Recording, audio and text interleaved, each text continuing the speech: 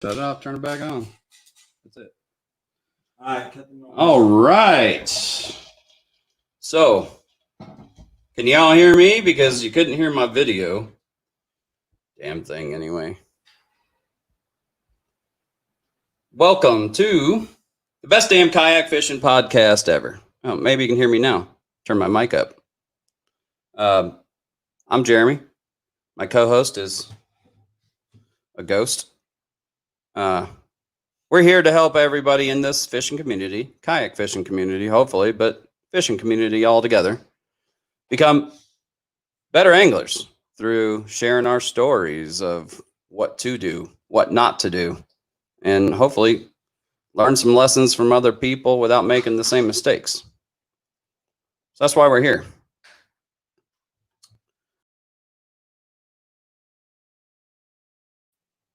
Here we are. We got a couple. Well, Amanda was supposed to be my co-host. She was feeling under the weather, had to go to the doc. Hasn't made it home yet. We're bringing Joshua Little on tonight.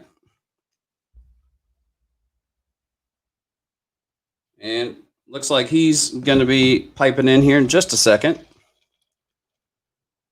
Bye. In the comments, tell me where you at, what you drinking. I mean, I know all you Iowa folks where you at. I just like to see you typing answers and hollering at me.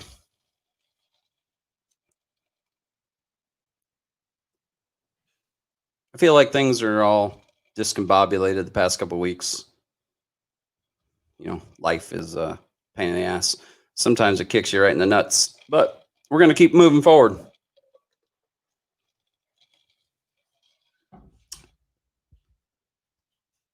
Hopefully, Joshua comes in here in a second. In the meantime, who did some fishing this last weekend? Wait, Prego or the Rona? Neither one. Neither one. She can't get pregnant from putting it in her butt. And she's got a calcium deficiency or whatever. So she deals with that. She had to go to the doc, get a shot, and get some fluids, and should be home soon. I'd rather have Corona than her be pregnant.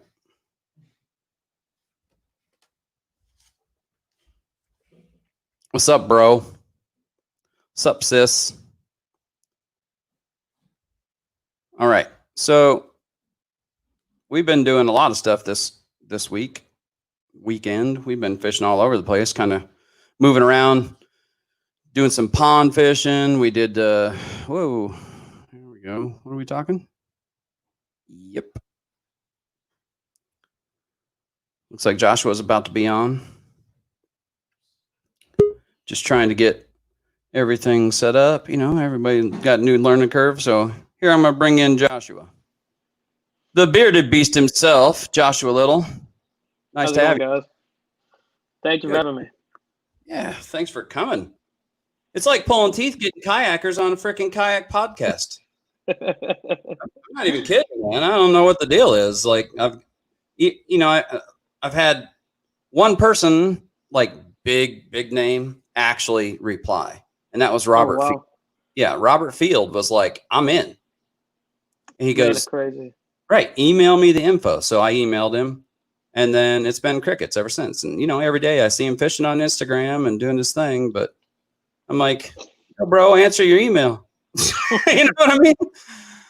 So how are you, man? I'm doing good. Yeah, you've been fishing. Yeah, I mean, I try to fish as much as possible, but I fished last weekend and a little bit last week as well. So, how about you? I am doing the same. I fish as often as I can, but being a husband and a father and a working man, I'm sure you can understand it. It's hard to find time sometimes. Definitely, I understand it completely. My better half is actually supposed to be my co-host, and she's not home yet. So you know, gotcha. Okay. Yeah. I actually had a little thing here. Where is it? Boom. There we go. Awesome. Kind of got you in there. Awesome. Yeah. Yeah, no, that's awesome. So I wanted to, you're talking. I want people to see your name as you're talking, just in case they're curious and they haven't been here since the beginning, and the sponsors that you talked about. So it's just a little shout out to those guys, even if you're not saying it. No, definitely. That's cool. I appreciate that. Yes, sir. So, I'm sure a lot of people don't know, who you are or what you do. So why don't you give us a little summary? so Joshua Little, I'm based out of Cartersville, Georgia. I am my full-time job. I actually work in government sales, and I sell commercial vehicles to pretty much the state of Georgia. So anybody in Georgia that is looking to buy trucks, on the municipality side, that's what I do for my day-to-day. It's not really a 9 to 5. It's whenever they need me kind of deal. I do have a 9 to 5. I work from home, but it's also one of those that I've had them call me on a Saturday or Sunday with an urgent issue, or even tonight I had a gentleman call me and was having issues with the truck. So I mean, it's just part of it, but I enjoy it. So, and then the kayak side was something I just kind of stepped into back in 2018, and it just kind of took over most things. I enjoy it like very much, and it's been one it's truly been a blessing to give me some kind of getaway time as well. So, but yeah, I'm a Southeastern rep for New Canoe. I came on board with them last, I guess, November is when I stepped on board with them, and it's been awesome. I mean, it's just been a blessing all around, and I love New Canoe. Dude, they're phenomenal. The customer service is great. I know everything.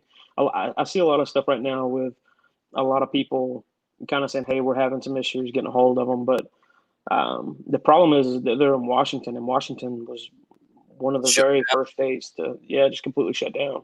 Yeah. So, but Blake is phenomenal. He stayed there and put in the work, sending orders out and taking orders and trying to answer questions. So, anytime I have ever sent Blake, I mean, I guess I don't even know the customer service email because I've just had Blake's email from Jump Street, like when I first bought my kayak. So anytime okay, issue, I just emailed him, and man, he's on it. Yeah, he's great. And even like I had an issue with my Pursuit, and it was something small. It was one of the tie downs had come off when I was fishing, and I actually had my fish grips on it, and I set it. Yeah, I'd set it in the water, and I was fishing the river, and I turned around to grab my fish grips, and they're gone. So apparently, the screw had managed to back itself out. When I set it back in the water, it just took off down the river, and I submitted one of the forms through the New Canoe replacement for their parts replacement. Got a confirmation. The next day, I had, "Thank you. Here's your order number. It's shipped." So I mean, yeah, I mean the guy, and this has been this week, so it's not one of those, "Hey, this happened 6 months ago." I mean, just as recent as I think it was Sunday night when I submitted it, and Monday everything was good. Well, that's too cool. I'm gonna be honest. Like I've wired a few, at least 3 F12s now. For plates and trolling motors, and I've done the kit that New Canoe sells. I don't remember what it's called. The plug and play. Plug and play kit. That's it. So I've done 2 of those on my and my bro's kayak, and I'm not a fan. I'm a fan of the theory. I'm not a fan of the actual hardware that they chose to go with. The vendor that made the hardware or whatever. I don't know. Are you talking about the connectors, or what are you talking about? The actual connectors, the part that goes through, that you plug in to the bulkhead to go through the the side of the kayak. Yeah, they're not one piece. They're just rolled, and they start to bend out and lose connection. I have since switched to the Yak Power, which I saw you do some stuff with the Yak Power as well on your kayak, and because I did that, I was like, I should email Blake. So I did, and I said, here's the problem that we're having. Here's what I'm seeing. I don't know if your manufacturer can change that, if they can solder that seam or whatever, just so it's one piece, and it wouldn't do it. Like that would solve everything. But he's like, he just said point blank, it's, a vendor that we go through. They're not going to change it. It is what it is. And he shipped me out 2 brand new sets. Gotcha. Now, are you talking about the actual part where the battery plugs in to the actual connector itself, or are you talking about where you connect the wires to the plugs? Well, the 2 little pigtails that you would connect, one to your trolling motor, one to your battery, and you plug it to the bulkhead that's on the kayak that you mount to the kayak. Yep. And yeah, 2 male and 2 female barrel connectors that go into each other. And the female side of that, the female connectors that the male goes into, it's got a seam where it's rolled and bent, and it's just sitting there. And that seam, if all they had to do was solder that seam, and it would be perfect. But it's not soldered, and it gets pressure from that male connector, and it opens up, and it loses connection. So the reason, and I'm pretty sure I can tell you why. The cable wobbling around. I mean, no. So the reason that connector is made like that is because they use that connector for Deutsch pins and stuff like that allows them to do wiring from multiple aspects. So that's just a mass-produced piece. Right. And I'm like you, it's crazy because you would think it would be solid. Yeah. I actually tried to solder it myself, and all I did was all the plastic around it, and man, it wasn't a very good connection. But man, yeah, it's crazy. I do prefer SAE connection on the Yak Power stuff. It's a much tighter fit. Yes, definitely. And also for the guys that are out there that buy Yak Power, some people know this, some people don't. If you go on eBay or you go on Amazon and you buy those SAE plugs, those work, but they do not sit well with the Yak Powers. So because they just don't sit flush like the Yak Powers do. And that's the reason Yak Power has theirs specifically, and they have extensions and stuff. That's right. Their male connector is like twice as long. Yeah, exactly. Yeah.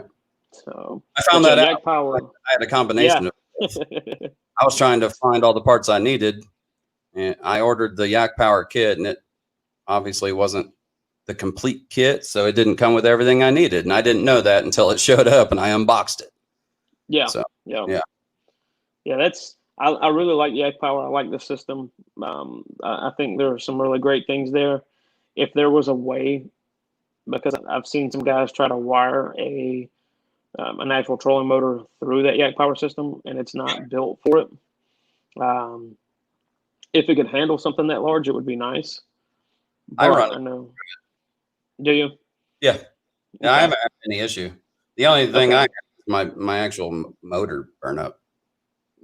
Gotcha. For a few years, and I've been wearing on it pretty hard, but I haven't had any issue. It's the module with the 5 switches. Yep. I think it works great. Well, and see, I was kind of curious about it, and I was going back and forth, but from everything that I've seen, you've got to run 8-gauge wire to your trolling motor. Yeah. And the wires for the SAE, I believe, are 14 gauge. Yeah, so that was the only reason I didn't run it through that, because if something shorted out, I didn't want it to fall on the Yak Power, because the Yak Power was going to be like, yeah, that was too big. Right. I mean, it's got the inline fuses, and you could put an inline fuse in that particular leg if you. Yeah, exactly. Yeah. Anyway, I got way off subject. We were talking about you. Yeah. Sorry about that. No, you're good. I'm open for anything. So, but so you're from Georgia. I saw that you do a lot of stuff with North Georgia fishing. Yes.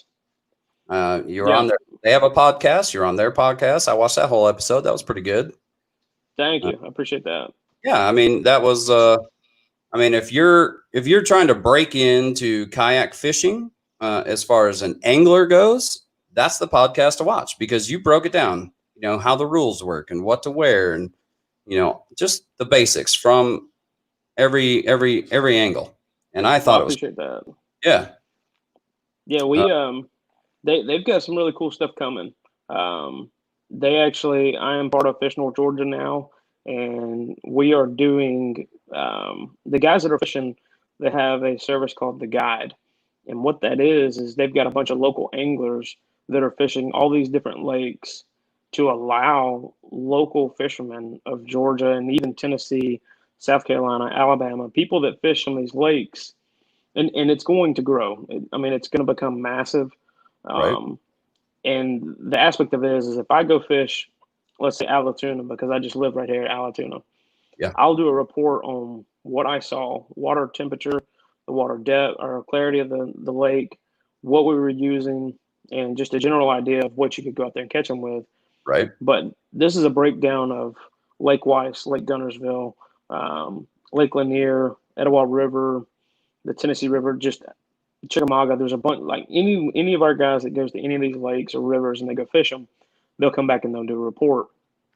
And this isn't saying, hey, this is the only thing you're going to catch them on. This is just what we caught them on and what we were having success with. Actually, I found that part, the guide section of what you got going on from your last post. I think it was just a couple of days ago or not that long ago. And I hadn't seen that before on your stuff. Maybe I just, timing or whatever, it wasn't in my feed, but yeah, I think I watched like 10 or 15, I don't know how many videos. I watched like everything on that. Channel. Had it playing all day at work in the background, and I loved it. It's a, you're a guy just like me, and we're just like everybody else. And hey, I was out fishing today, and this is what I used, and this is what it looked like. You know what I mean? Exactly, and that's the aspect of it is that anybody can go out there and do it because you can read the weekly reports and stuff like that on some of these lakes, and they talk about certain things, but being able to see your everyday guy go out there, catch fish, and then explain what that is and what they're using and how to catch them because there is so much content out now that it's hard for a lot of people to look at this stuff and break it down and because you'll have 8 different guys tell you to fish with 4 different rods that throwing the same bait. And I think that's a matter of just opinion and preference and things like that. But very much so. If you can see some of these guys, it's like, hey, look, it doesn't matter. You go out there, you just throw this, and you'll catch fish. So it's been an awesome thing that the guys over at Fishing North Georgia have started, and there's a lot of content. There's a lot of stuff coming. And one of the great things about it is if you go to their website, fishnorthgeorgia.com, they actually have all of your local baits. So if there's a local bait company in Georgia, they're actually selling their product, which Georgia Blade, Spro. A lot of people don't realize this, but Spro is actually out of Kennesaw, Georgia. So there's a bunch of different aspects of it. Yeah, exactly. I saw, your post. I was skimming through there today, and I saw that local fishing tackle box, like monthly subscription, and I thought that was awesome. Yeah. Yep. Exactly. People are catching stuff on around here. Yes, exactly. And it's not like I've seen some of the boxes, and I've bought the Lucky Tackle box. I've bought the Mystery Tackle box, even Monster Bass. The Monster Bass is by far my favorite, but they try to they try to break it down to region, and you can do that with the local tackle box. If you're out of Georgia, this is baits from Georgia. People are catching fish with these baits that are all coming from Georgia. So it's kind of like I said, it's going to grow. It's going to get further out to different states. But right now, just as immediate as it has started up, it's just been amazing how quick it's taken off. Oh, I bet. I mean, there's a very big advantage to buying stuff that's one, made around there because you're helping the local economy, and 2, you're buying the baits that they're putting in there because they're putting them in there because people are using them. They're popular, Exactly. Yep. That's cool. So so those guys have a lot going on. But in the last year, I guess you'd say everything has just kind of been one thing after the next, dominoing in place, and it's been good stuff. But it's all been learning too, because a lot of this is all new to me. So, I mean, if you ever stop learning, something's wrong. Exactly. Yeah. Either you lost the motivation or you think you're too good to learn more, and they're both problems. Exactly. So I feel you. I learn. I learn more from my mistakes every time than anything else. But there's always something to learn. Yes. Yeah. Yeah. No, that's true. So Tell us about Terrapin Creek, because you just fished that, and I saw that you did all right. And I got a buddy, Josh Pope. I don't know if you know him. I don't know. Joseph Pope, not Josh. Joseph Pope. The But name sounds familiar. he fishes those real crazy tournaments as well. He's from northern Tennessee, or excuse me, southern Tennessee, over there by the Alabama border. Okay.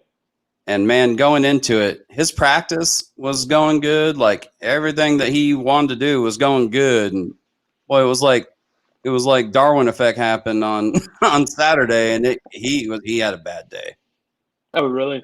Yeah, he had a bad day. I was going to pre-fish the river, but there was a lot of things that just weren't lining up work-wise for me to go pre-fish it. So we meet up with the guys at, I think it was Waffle King, at like 4 a.m. Right. And this was another one of those. It's only an hour and 15 minutes from the house, but 4 a.m. Alabama time, right, means like I was up at 3, leaving the house, headed out to Alabama, and right. the game plan it started to change a little bit, and it was like, no, we're going to go back to the original plan, and this is where we're going to fish. So, but the guy who took, it looked like it worked out. I mean, it was decent. And what was crazy is when we put in, when I've looked at the map and I've looked at how big the river is, that the map does no justice for some of those areas. When you get into it, you're like, wow. I mean, you can sit in the middle and cast on both sides, or you can sit on one side and cast to the other. It's that small. And there were so many, there's down trees everywhere, and you're laying rods down to get up underneath some of these trees. I mean, it was a lot of fun. It was a true adventure because it was something different. And for me, I base it off of how I fish our local river here. And that was kind of what I went with. I know nothing about it, but I'm going to base it off of this. Right. You got spotted bass, you've got largemouth. Let's go with it. Right. So, I mean, to be quite honest, the temperatures are a little different, when you start talking between, the south and the north or something like that. But the patterns are not that far off. Yeah, exactly. What the fish are doing is relatively the same. Yeah. And I mean, you're talking about a 60-mile spread. You've got the same strain of spotted bass in it. Right. I mean, you should be fine. But it was the gentleman that we went over there and we put in at the same place. He put in and he paddled ahead of me quite a ways. And he ended up taking 3rd place. Oh, so, yeah. So it was like, man, but honestly, I made a bunch of errors. I mean, I did. I lost 3 fish off of the board that could have, I can't say that it would have ranked me a little bit higher, but I would have had an additional 4 inches. That's a lot on the board. Yeah.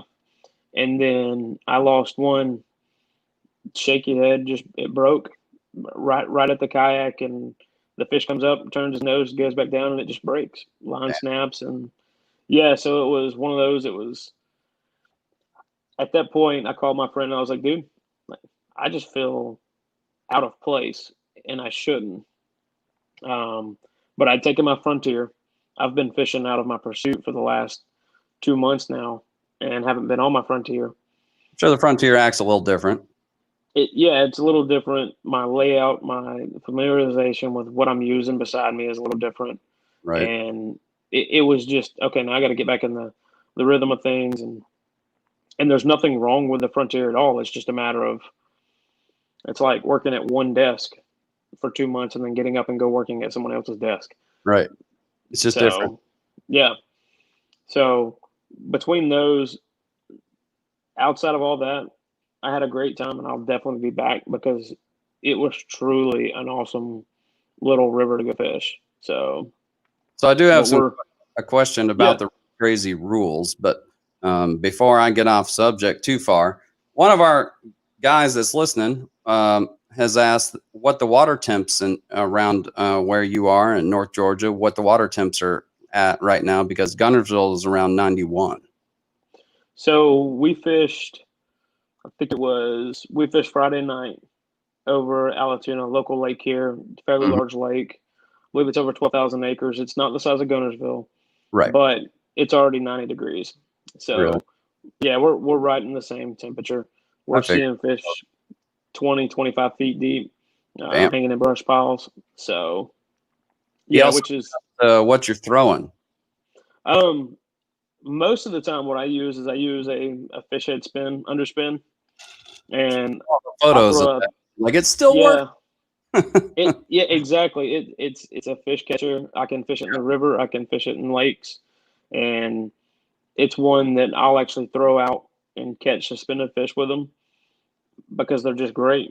I mean, I don't think there's a bad time of year for an underspin. No, there's not. I mean, because Like a worm. bass eat. It Yeah, works. exactly. Yeah, it works. But most people have switched up to throwing either a drop shot or strictly a shaky head through the brush piles. Right. One of the baits that I've actually picked up and I've started practicing with is a spy bait. And Those things are the spy, cool. yeah, they look wicked. I see a lot of people fish pressured lakes with them, like Lake Lanier, Yep. and it's a countdown bait. It falls about 1 foot a second. And from what I've been watching and seeing and kind of playing with, when you cast it out over and beyond the brush pile. You count it down, and then you want to bring it through the brush pile or as close to the brush pile as possible, Right. where the fish are hanging out. So, and I'm working with that a lot, mainly because I'm not a fan of drop shot, just because I don't have that confidence in it yet. Right. So that's another one that I'm trying to get better on, because on a kayak, I like power fishing. I like throwing a crankbait. I like throwing a chatterbait. I love throwing top water. Those are my go tos. But even the underspin, I have to slow down Yeah, you got to because yourself chill out. yeah, exactly. Um, I've so seen that progression. I'm still in the transition, but I was very much like, give me something that I can cover water in, and I'm good. You know what I yeah, mean? Lipless crankbait my rattle trap was like my thing. I love is them. it? Yeah, Mm, uh, but I haven't caught anything on a rattle trap in a while, and it's due to the conditions. I have to adapt to the conditions. Um, yes. it did not get cold enough last winter for all our grass to die. So there was a ton of grass even early in the year. Wow. Yeah, so Well, times when you would throw something like that, it's not going to work as well. You're gonna foul it up quite a bit. yeah. Well, you say that, and I fished the Gunnersville tournament last year with Right. KBF. Gene Jensen Oh, ended up taking. oh, you got you. He was in the top five, and are you there? Okay. Um, he ended up taking top five, and he was fishing like I think it was either a red eye or a rattle trap. Right. He pulled off one of the treble hooks, and he would throw it in the grass and just rip it through the grass. So that's the trick, pulling off that rear treble hook. Yeah. Um, that's one that I have not tried. I'm kind of like you. I wait for the grass to die out, and I mean, I don't yeah, have much confidence in something. I mean, if I can't fish it like it's intended to be fished, I don't have the confidence in it most of the time. it's hard to change it up. Right. And like you said, it's hard for me to change a bait if they're not biting, because I know, okay, hey, I get what the conditions are, but the fish eat this. Right. So it's hard for me to back off of that sometimes. So I have completely get that. become much more fluent, if that means anything. By the end of the day, I got a pile of stuff in the magnet on my kayak beside me of stuff that I cut off and changed and throw. I have this big magnetic tray, and I throw stuff in it. You know what I mean? And Yep. it's a pile of stuff. All Yeah. right, tried all this. Let's talk about what worked. You know what I mean? Yeah, Exactly. Yep. So, that's cool. but So what do you yeah. say? Oh, you were talking about, throwing from side to side there on Terrapin. Our next stop, which is the last stop of our series, the NACA series, North Alabama Kayak Anglers series that I fish and I'm a part of. Our last stop is called River Stop, and it's like that's the rules. You don't have to go to a specific creek or river or whatever, but it can't be a lake. It has to be, like an offshoot of something, but you should be able to like sit in the middle and hit both sides if you cast. That's like the real rule. Yeah. So that's the only water we're allowed to fish on this last stop before the championship tournament. Wow. Yeah. That's pretty cool. Yeah. Now, a bunch of you guys get together. Tourney X, like they can without a doubt know that you're not sitting in the middle of Gunnersville, but saying you're out on some creek. Yes. Yeah. Yep. See, that's one thing right there, the Tourney X, that I absolutely love, that I wish that more of our trails would use that, because I think it would take some of the and I'm not saying people cheat by any means. What I'm saying is it holds more people accountable for the time the fish was caught. You're submitting it, you're not submitting it up through Facebook. If you catch a fish and someone says, well, hey, I want to debate or I want to argue with where he was fishing at, it's all right here. So, and I think that's the Tourney X app is just amazing for that. I agree. And, I'm kind of the same way. It's not that, without a doubt, people are cheating, but, there's always an opportunity there. And if people can find an opportunity and think they're not going to get caught, hell, they're going to take it. Yeah. Yep. So I'm glad I remembered. Usually I forget, but going back to, you lost a couple of fish that flopped off your board. What are the rules to the Real Crazy tournament for, fish grips and holding a fish and all that kind of stuff when you're taking a picture? Can you put your hand on it or no? You can hold the fish down. Okay. It follows the same guidelines as KBF as far as no covering the eye, not covering the mouth, the tail, things like that. You can't hold and pinch the tail, things like that. So it's like a little sister club, the KBF, right? I think I heard that in one of your videos that I was listening to today. I didn't know that. Yeah, so we're actually almost every single trail in Georgia, and I believe it is every trail, is associated in a form or fashion with KBF. That's cool. Yeah, so if you're part of KBF, you're a KBF member, paying member every year, right? And you qualify in the top 10% of the tournament of the anglers, and it's only 30 and more. So if there's a tournament and there's 30 kayaks that are fishing the tournament, top 10% gets a spot at the KBF National Championship. Oh shit! If they come in the 10%, but it's only if they're a paying member. I actually signed up for KBF today. Okay. Because August 1st through 21st is Alabama State KBF, whatever the qualifier or whatever I can't remember the terminology that they called it. But yeah, I've been wanting to do a KBF tournament and I finally have the opportunity. So I paid today and I've got the membership and I paid my Tourney X fees and I registered for the tournament. So August 1st to 21st, I'm going to see what I can do. There you go. That's awesome. Yeah, I'm debating on fishing the tournament this Saturday for the KBF event over at Lake Hartwell. That's cool. So, yeah, going back and forth whether or not I want to. So that lake has not been a good lake for me. So I don't know if you're interested in going the Bassmaster Classic or not, kayak wise, the kayak side of BASS, but Alabama is having their qualifier August 8th.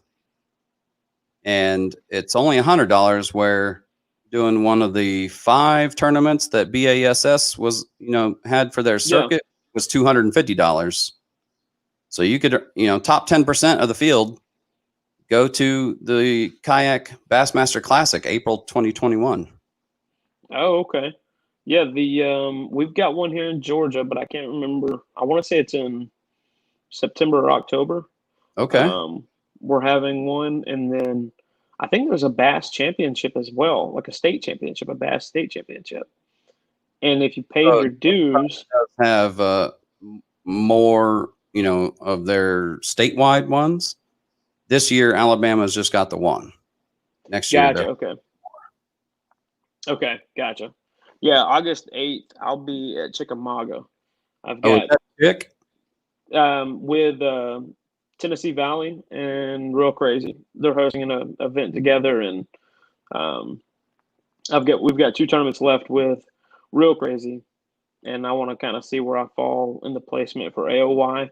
I know I'm not going to be way up there because I missed one or two actually that I probably should have taken in place, but I was actually in Florida when one of them took place. So, but I think it's more of I want to see from where I went from last year to this year, just kind of see how I position myself from one year to the next. So, my friend Joseph Pope that I was telling you about, this is his first year with Real Crazy, and he is one of the top guns for Rookie of the Year in that series.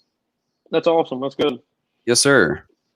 I like throwing shout outs to Pope because, man, the guy, he's like us. He works, but he fishes as often as he can, and he has a passion for it. So, that's cool. Yeah. I've never actually met him in person, but we talk really? all the time. Yeah, we talk all the time on Facebook Messenger and stuff, Yeah, no, that's great. Yeah, it's cool.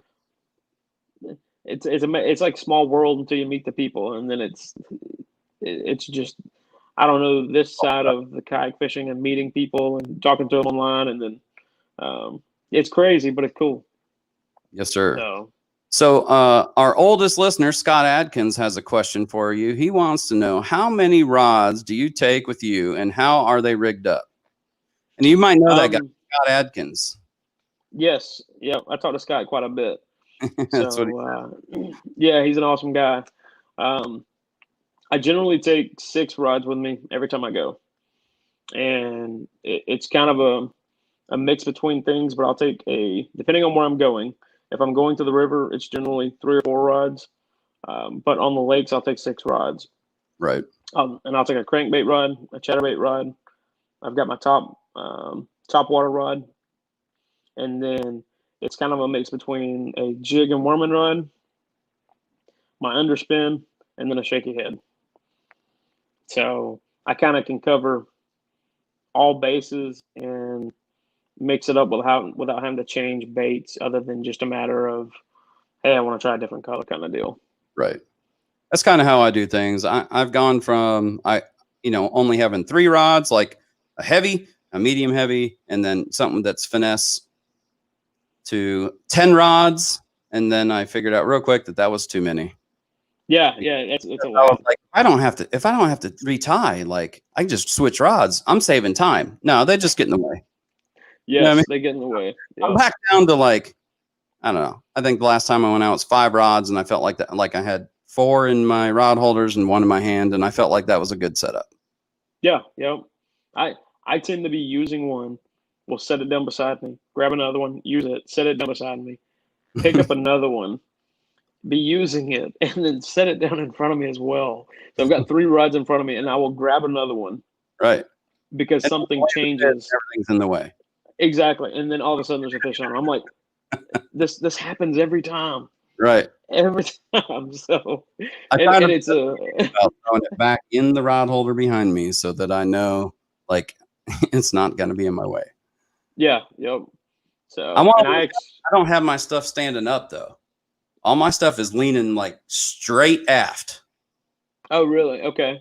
I can't stand stuff being up, because every time it's up, I forget about it. I cast and I hang on one of them, and I rip it out of my holder. So, yeah. I lost a rod in February that way. So did you? Yes. I was throwing a jig, and I went back, and as I went back, the hook of the jig grabbed the eyelet. And when I launched it, it threw the rod out of the holder and into the lake. Damn it! Yeah, it was an expensive day. So I broke. I did that earlier this year when I had 10 rods on the boat. I did the same thing. Like, I had too many, so they weren't very organized. Yeah. And one fell in, and it happened to be like the first rod reel combo that I bought when I got like serious about fishing. So it was a $500 combo. Yep. But that was years ago. Like you can get it much cheaper now because they've made better stuff and whatever, and they're it's old stuff, so it's not expensive anymore. But when I bought it, it was $500. So like when it went under the water, $500 made me cry, man. Like oh yeah, yeah, that was a bad day. No, I get that. Last year the state championship, 9 o'clock. I hit my limit. My rod was sitting beside me. The fish flopped after I took a picture. It hit the rod, goes in the water. And it was the same thing. It was the very first nice rod and reel setup that I had. That's horrible. Right at $400, and it was sickening. It was like, what just happened? Exactly. And how did this just happen? I had that like, I don't know, 2 or 3 weeks after having that rod completely repaired, and like it was brand new. Oh man. That's terrible. I was so just like depressed that day. I just paddled back. I was like, I'm done. I don't even want to fish anymore. Over it, huh? Yeah. So Chris Mark says that the tournament I told you about, August 8th, is actually a tri-state for qualifications: Alabama, Georgia, and Tennessee. Oh, really? Okay. No extra fee if you already paid for the state Bassmaster state fee. Okay, so maybe hold on a second. That would be terrible if that's the same one that we're talking about, that I'm talking about. I mean, yeah. So I do know that it is the same day as Chickamauga, though, because I've been trying all season to go get a real crazy tournament. I've been wanting to fish it because it just looks like y'all have a good organization. So thank you. I've been trying, man, and it just didn't work out. And I'm like, okay, Chick, man, like Chick's coming up. I've never fished Chickamauga. I've always wanted to. I'm gonna get there. You know what I mean? And then no, that's the day for the BASS qualifier, and I'm like, no, I'm doing that. I'm doing that. Yeah, no, I agree with you. Our last tournament is the one that I really look forward to. Say that again. I said the last tournament is the one that I really look forward to, and that one's the Etowah River. Oh, yeah? Yep. Right on. Yeah. But, yeah, you should come to that one. That one's in September. So, I mean, by then, my fishing season will probably be over because I'm not in the top 15 in points in our series. So I'm not going to make it to the Classic unless I just win the next tournament. Yeah. So, the chances of it's possible. It's not very probable. You know what I mean? I get that completely. Yeah. I do. Chance. Yeah. Right. Not going to happen. So, yeah, I'm not going to make it to the Classic, but I'm happy. Like this last tournament, I went up like 40 places. Oh, my word. I went from 76 to 36, I believe. Wow. I had a jump. I had a good day. I didn't even get to check that tournament, but I had a good day. So like I caught fish all day. I didn't care that they were big. I was just happy that I had a good day. You know what I mean? Yeah. Yep. Yeah. So that's how Terrapin was. It was, I had 15 fish for the day. It was like, why can't this happen in every tournament? Exactly. Right. So I completely get that. So Chris Mark says that they are not the same tournament that you were discussing, the BASS. That's good to know. Yeah. Scott Atkins says to say Chickamauga, please, pretty please.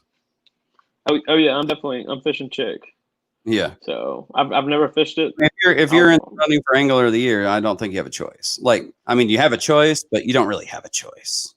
I am nowhere near. I think I'm sitting in like, I think I'm somewhere in the top 15. I mean, that's very, very respectable. Thank you, but it is not going to give me AOY. Which I mean, I'll tell you this much: our AOY for the winter, right? Dude, it's unreal what he's getting, and I don't know if everyone knows what it is, so I can't talk about it. Wait, you But got the grand prize isn't even like public knowledge? yeah, I don't know if it is public knowledge. What the crap? So I'll tell you what it, NACA AOI is getting this year. yeah, what's that? A freaking Hobie. Yeah, Yeah. I mean, I can't. I mean, that would be kind of cool, but I mean, a kayak of that caliber for free. I mean, yeah, I'm not a exactly. Hobie guy, but I'll take it. You know what Exactly. I mean? I would. I mean, I'll be honest with you. I'm a salesman, so I would probably take it and sell it. But Right. just because that's You getting traded for a new canoe. exactly. I could get 2 new canoes for one of the Hobies, and Yes, I sir. can't say anything bad about Hobie because Hobie is a great product. It is a great kayak. I just So I've always had a problem with that price point. yeah, that's me. I spend enough money on my lures and my rod and reels. There's Exactly. no way. Right. So, So oh man, we just been talking. Now I need to check my notes to see that I'm not skipping a bunch of stuff. I saw that you did a, I thought this was really interesting actually, a electric only tournament. yeah, Can you tell us about yeah, that?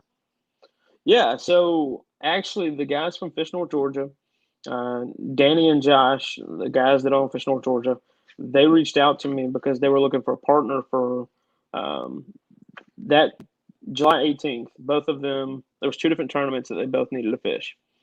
So, and they normally fish together. Okay. So they reached out and asked me if I would partner with Josh to fish one of our the local reservoirs through the electric only tournament. And what it is there's guys that have john boats and then actual bass boats that they're only running electric only motors, whether it be strictly trolling motors or if the guys are using an Elco electric motor. Okay. So I mean, I'm game to fish any tournament just because I'm competitive. I love to fish, and it's something new to try. So we went out there and we fished it, and I actually was on the back of the boat controlling the Elco motor because that's what he has, and it's an outboard electric motor. Sound. I looked them up after watching your uh whatever episode video that you were talking about it. I'm like, what in the crap is he talking about? So I googled it and I was like, ooh, that looks cool. Yeah, and Yeah. I honestly I debated before because everybody's talking about the torpedo and things like that. So I looked at the price of a two and a half horsepower, and I think the smallest one they have is like a 6 horsepower electric outboard motor. Yeah, But yeah. still, I mean that the thing moves, Cheaper than and the Torpedo. yeah, exactly. Um, but those Elco motors, a lot of the pontoon rental companies and stuff like that, they're Right. using these on some of these lakes. So we have a large lake, I believe it's Big Canoe, and all of their pontoon rentals, if you go up there, they're using Elco motors, Really? and they're just electric motors that are on the back. And I was surprised at how responsive it was and how easy it was to use. I was just it was for me it was different. It was kind of like a trolling motor but with a lot more power.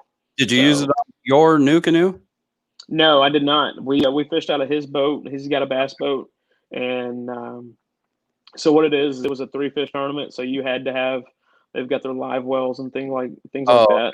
I got you. Yeah, so it's got a true weigh in and stuff. Yeah. So, but So it's I know the horsepower rating for my F12. I think your Pursuit is not much different, but that's probably too big for it, right? yeah, 2.5 horsepower is what New Canoe says, Okay. and since the Elco was 6 horsepower, is just they have so much torque. Is that even with the stainless steel transom bracket and all that stuff, or is it Yes, it is. okay? Yeah, I didn't know if that made a difference, but I tell you what, I love it's $80 for that stainless steel bracket. I love it. that thing is strong, Oh, I very love it. strong. I could never. I'm not a small guy, right? You know, I'm not weak. I would wrench down my damn trolling motor on that plastic transom, and without that steel, it didn't matter. 5 minutes later, it'd be slightly loose. Yeah, yeah, because it was exactly. just less the plastic. Yes, yeah, and I enjoyed. That's what I put on mine was that stain or the steel one actually, and it was it made a huge difference, and I enjoy it better. So, Chris Marks asked if you know the weight difference, compatible between that small electric motor and equivalent gas motor, Um, I would imagine I'm not 100% sure because I didn't do a lot of research into the actual motor itself. right? Um, but I would imagine it's probably half, if not more, just Really? because there's so much. Yeah, because there's just so much difference to it. Now I That could be completely wrong.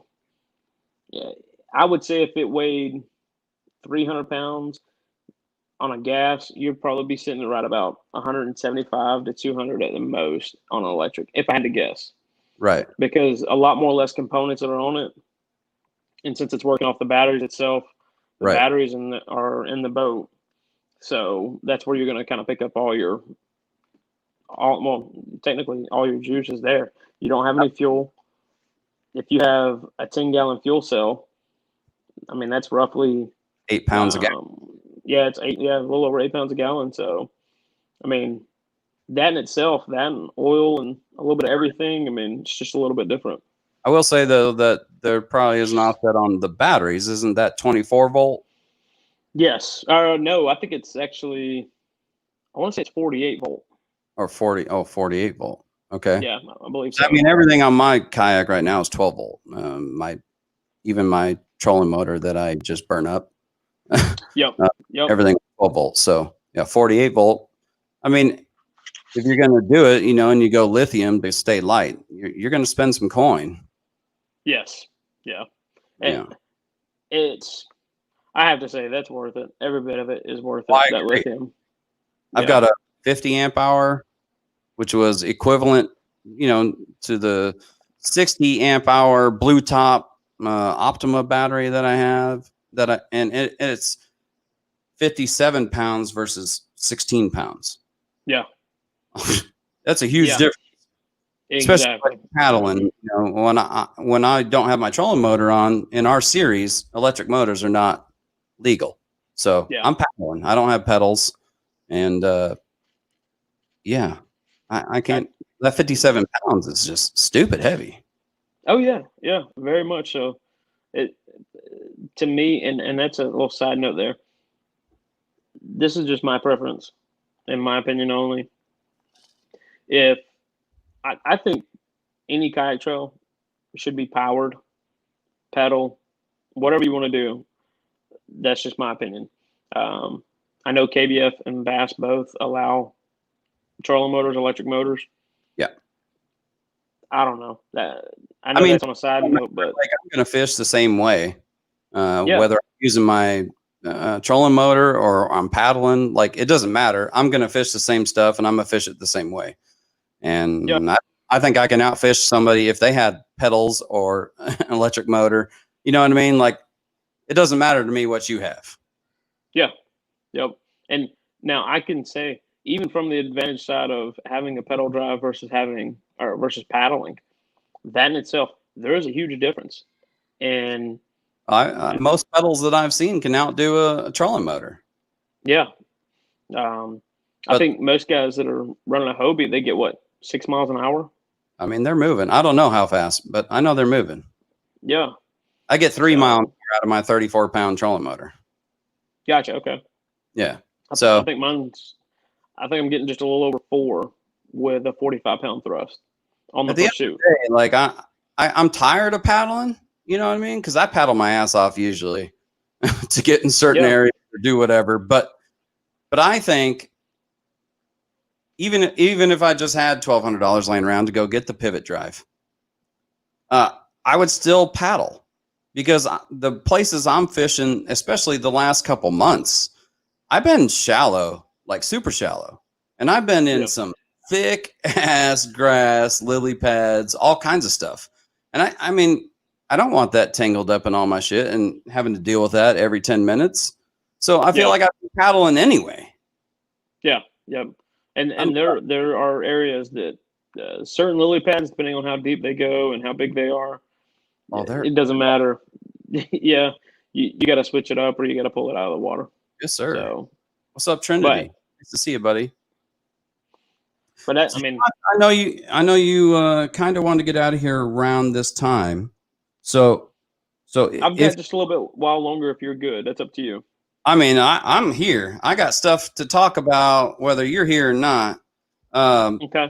I will say, while you got the time, why don't you, let's talk about your sponsors. Let's talk about the events you got coming up, and maybe where, if people want to check out your social media, let them know where that stuff's at.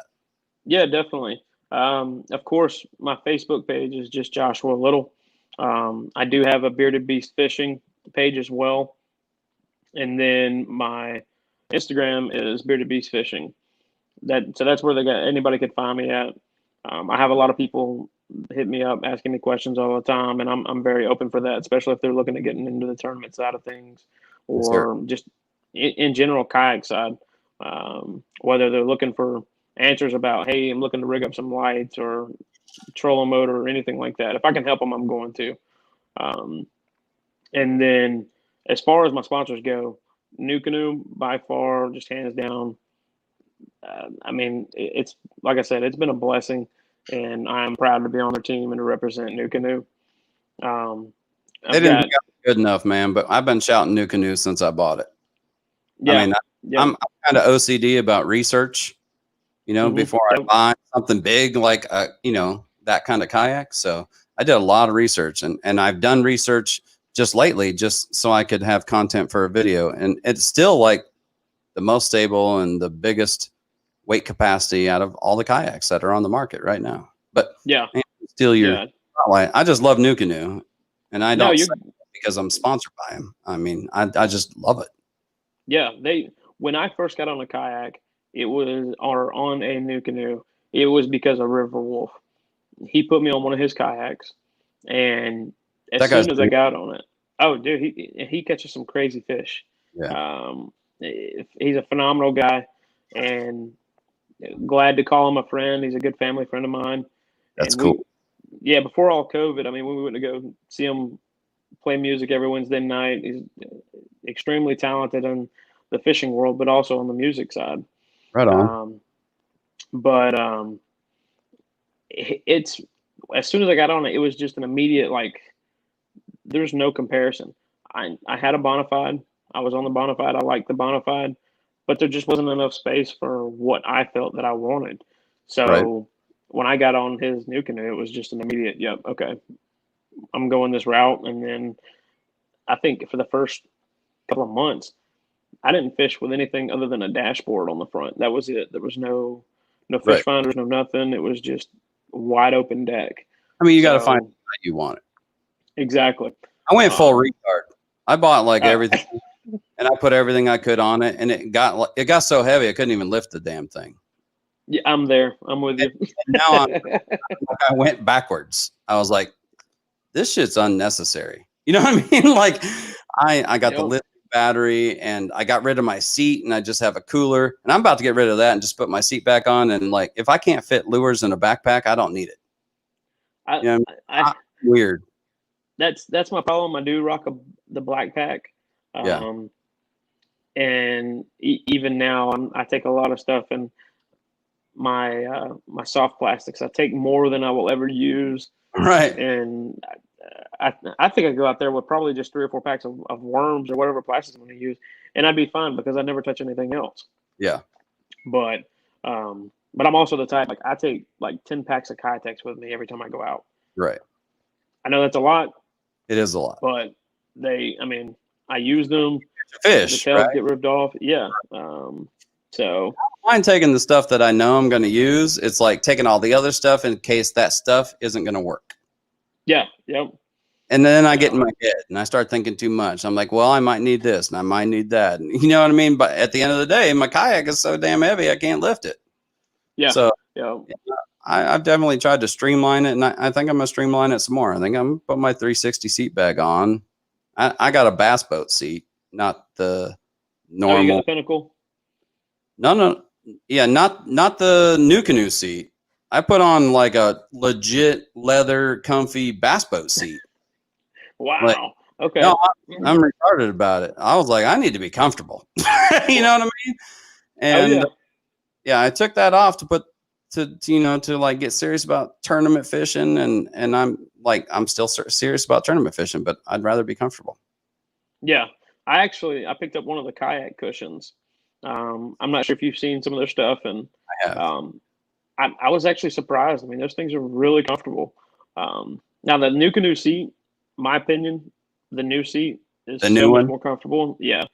It looks way more comfortable than the old one, and I hated the old one. I Yeah. loved Yeah. that it was 360, but it was not comfortable.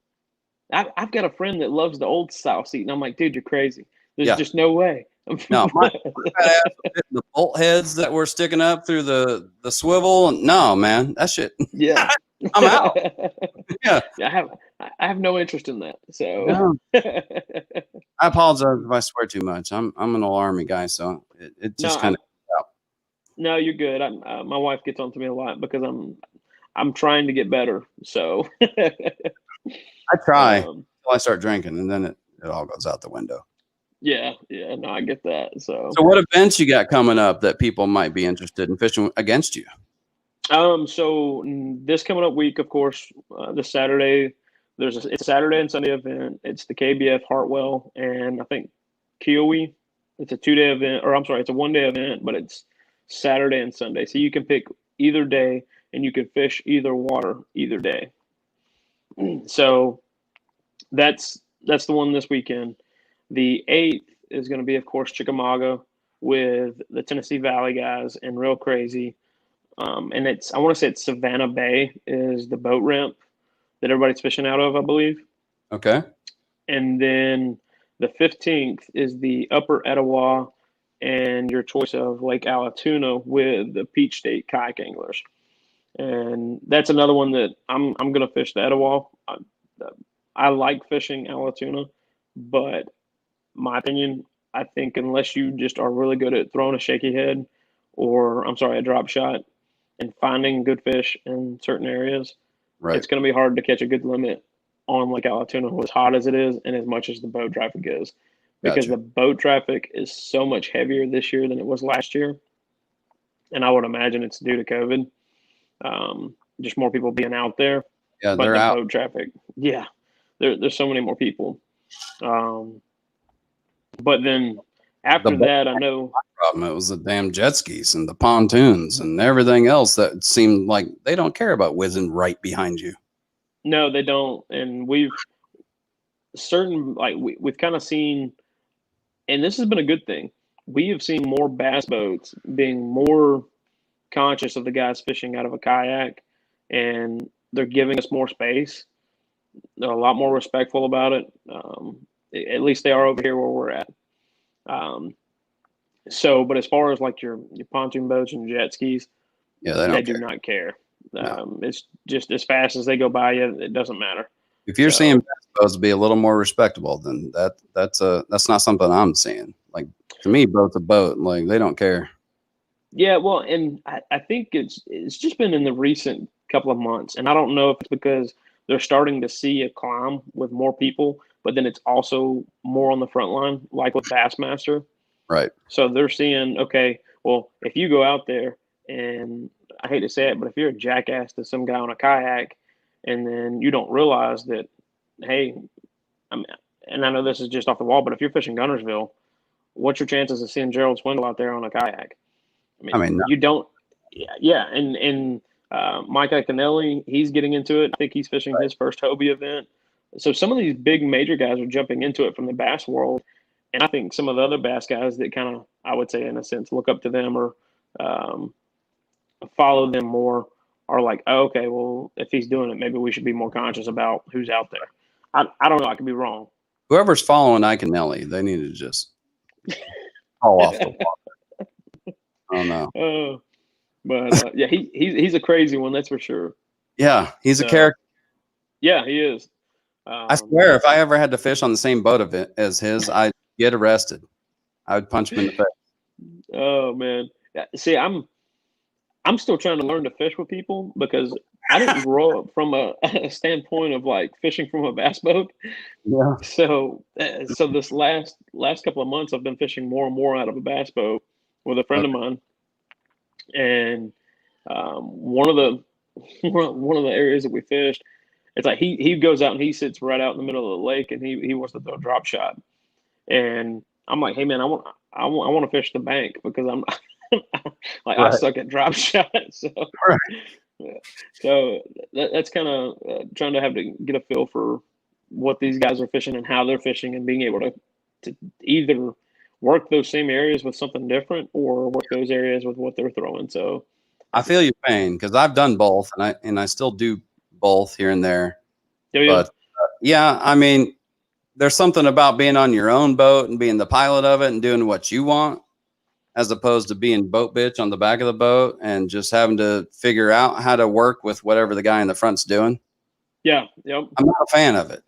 You know, a lot of times me and my bro, we're on the same page. We're trying to do this, you know, similar stuff. yeah, But there's sometimes we're in the different books, and I'm just like I'm ready to tune out. You know what I mean? Like yep, I can't fish anything that I think is going to catch fish. yeah. So if you put me out at 40 foot of water, and he wants to throw a drop shot, Right. if I can't throw a deep diving crankbait, I, I don't know what else to do. Right. So, I'll tie in a big weight and throw a worm. You know what I mean? I yeah, don't know. You know what I mean? Like I'm with you. I'm learning how to drop shot. yeah. I'm still learning how to use my electronics. Like I, half the Same time way. I don't even use them. I'm gonna go wherever I think the bass are at, and if that don't work, then I'll turn them on.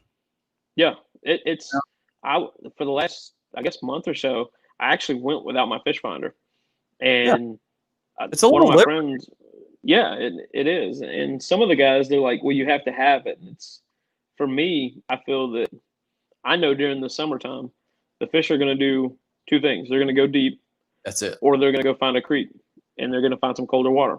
That's In where the they're going to morning, they be. might be shallow, but after that, they're either stuck in the grass or they're deep. One of the two. Yeah, and I'm not good at fishing deep, so I'm going to spend the first couple hours as much as I can beating the banks and trying Most to definitely. get that, yeah, get that topwater bite, or Oh yeah, that's what I'm going to focus on. I'm But in. as the day progresses, like we fished Lake Lanier last year, main lake was 91 degrees, Whew. and yeah, I found a creek that was like 78 degrees. It's like I'm staying here. Like They I'm not gotta going be. to catch. Yeah, exactly. Like I'm not catching anything out there, and I'm not going to sit out in the sun with all that traffic. Nah. Yeah, I'm And, with you. I know that I guess that may be what sets some of the better guys apart from, and I would probably bet on it. And that's what sets the better guys apart from me, because they'll go out there and they'll sit in that and they'll find fish, and they'll fish in those areas. But I'm just not confident with it yet.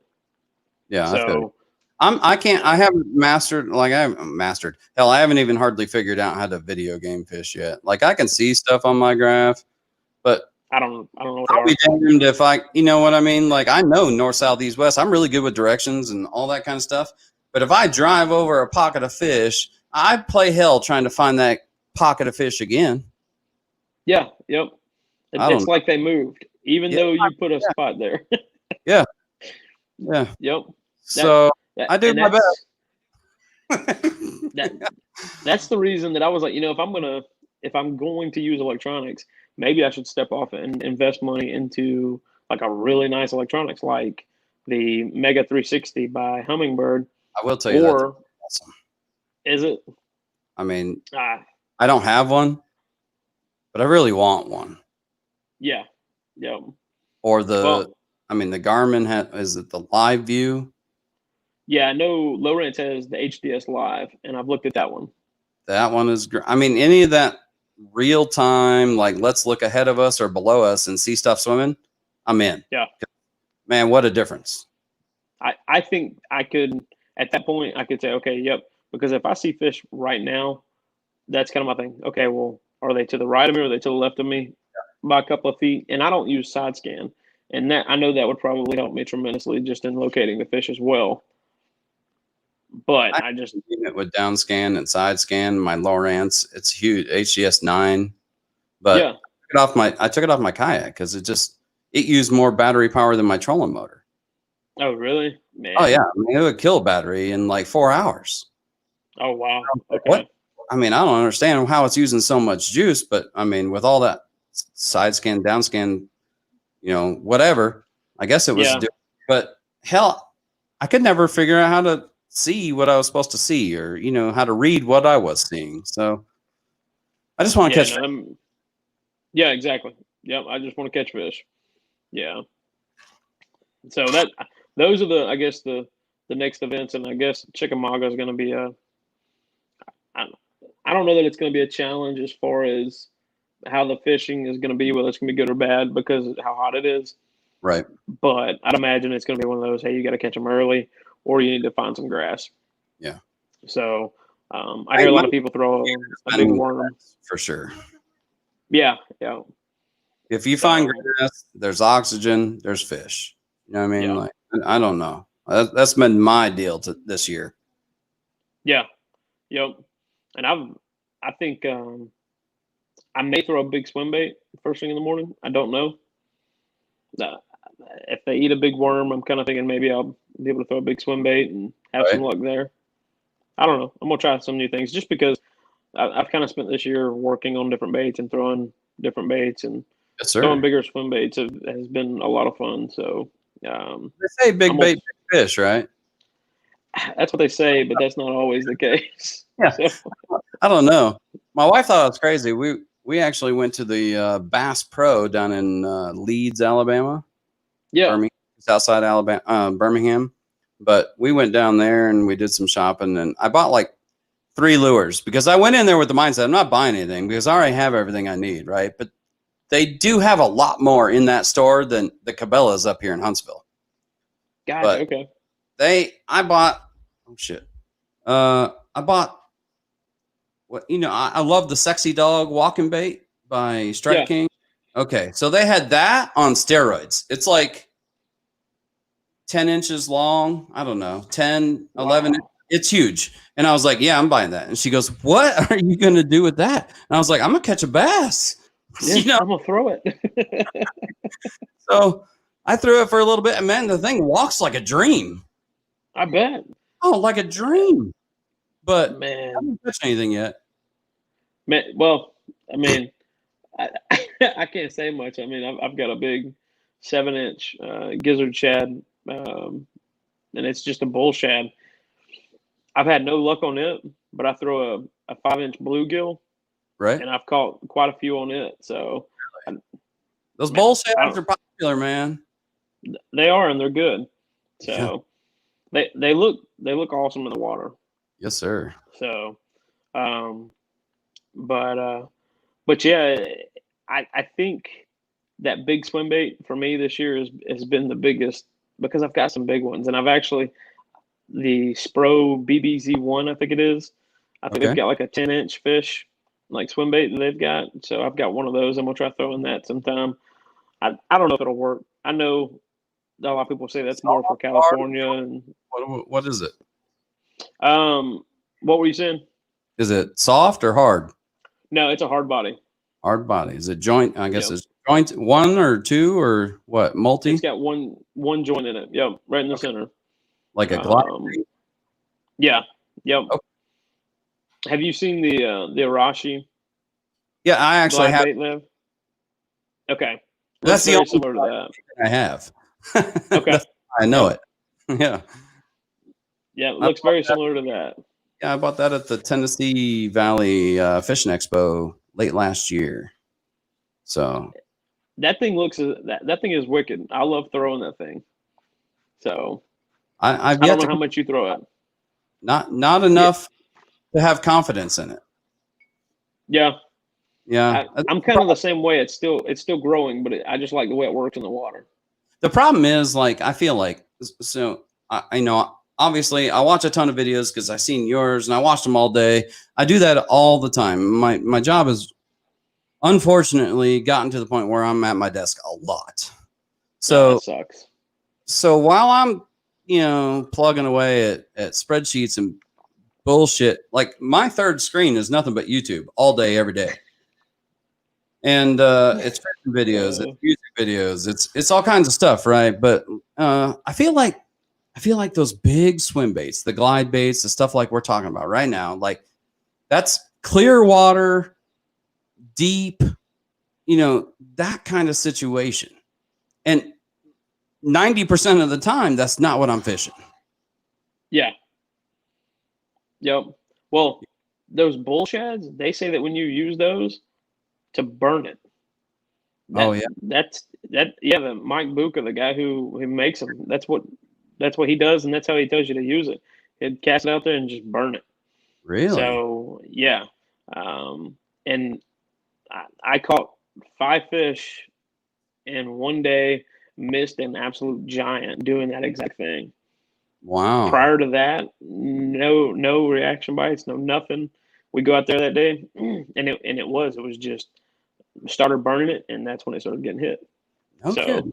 That must be some cool action when it's going fast like that. Then, oh yeah, yeah, it V lines up on top of the water, like a scared little fish. yeah, exactly. So, and that was the bluegill, and I think the bluegill is actually a little bit better because of the way it looks. It's very realistic.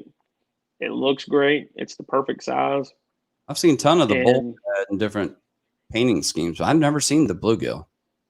yeah, check out that I think I want to say it's a gill shad, or I think that's what they call it. But Okay. it's one of his baits, and for me, especially because largemouth bass hang out around bluegill beds, Yeah. and that's one of their prime meals right there. So, especially if you're fishing a lake, and most farm ponds and ponds like or regular ponds and some of the lakes themselves, like Right. there's not massive shad, 6-7 inch shad. Like if you fish Rocky PFA, you've got shad that are bigger than 8 inches long. Right.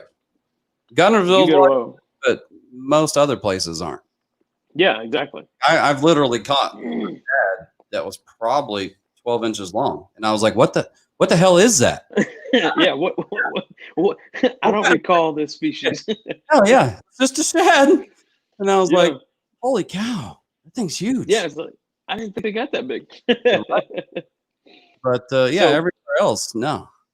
yeah, and if you throw a bluegill, that it's more along those lines. Yes, That's a sir. fish that they commonly see. So that to me, that's why I like throwing it so much. So So do you like finding bluegill type baits? So I guess let me reword that. I don't know if you know that my terminology or not, but like there's a bluegill and there's a brim. One's a little yeah, more orangish, and the other one's a little more like blue lightning. You know what I mean? I don't yeah. know. So which side of that are you on? If I take this to, let's see.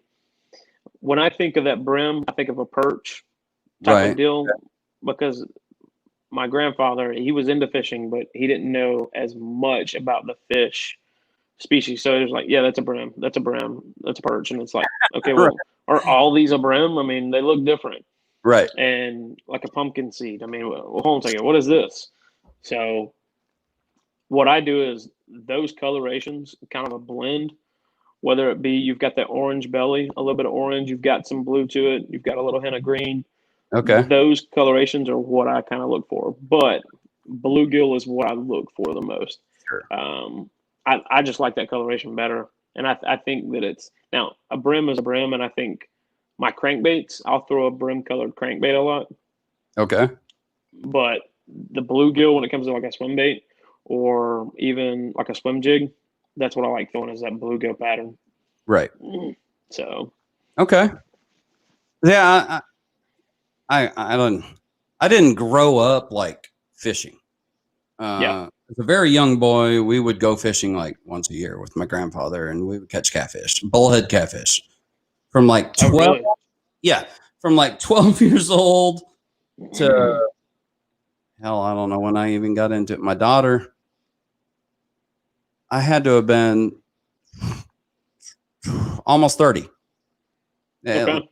Maybe later, maybe 32, because I'm 39 now. I'm going to be 40 here in a couple weeks. So 32, let's say 32 years old. So from 12 to 32, I didn't fish. I never fished. I didn't own a fishing pole. Wow. Yeah. That's insane. Huh? I said, that's insane.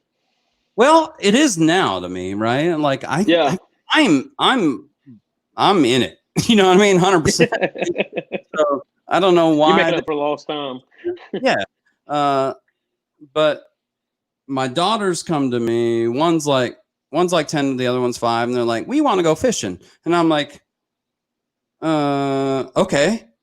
You know what I mean? Like I don't own anything. Nothing, not a hook. You know what I mean?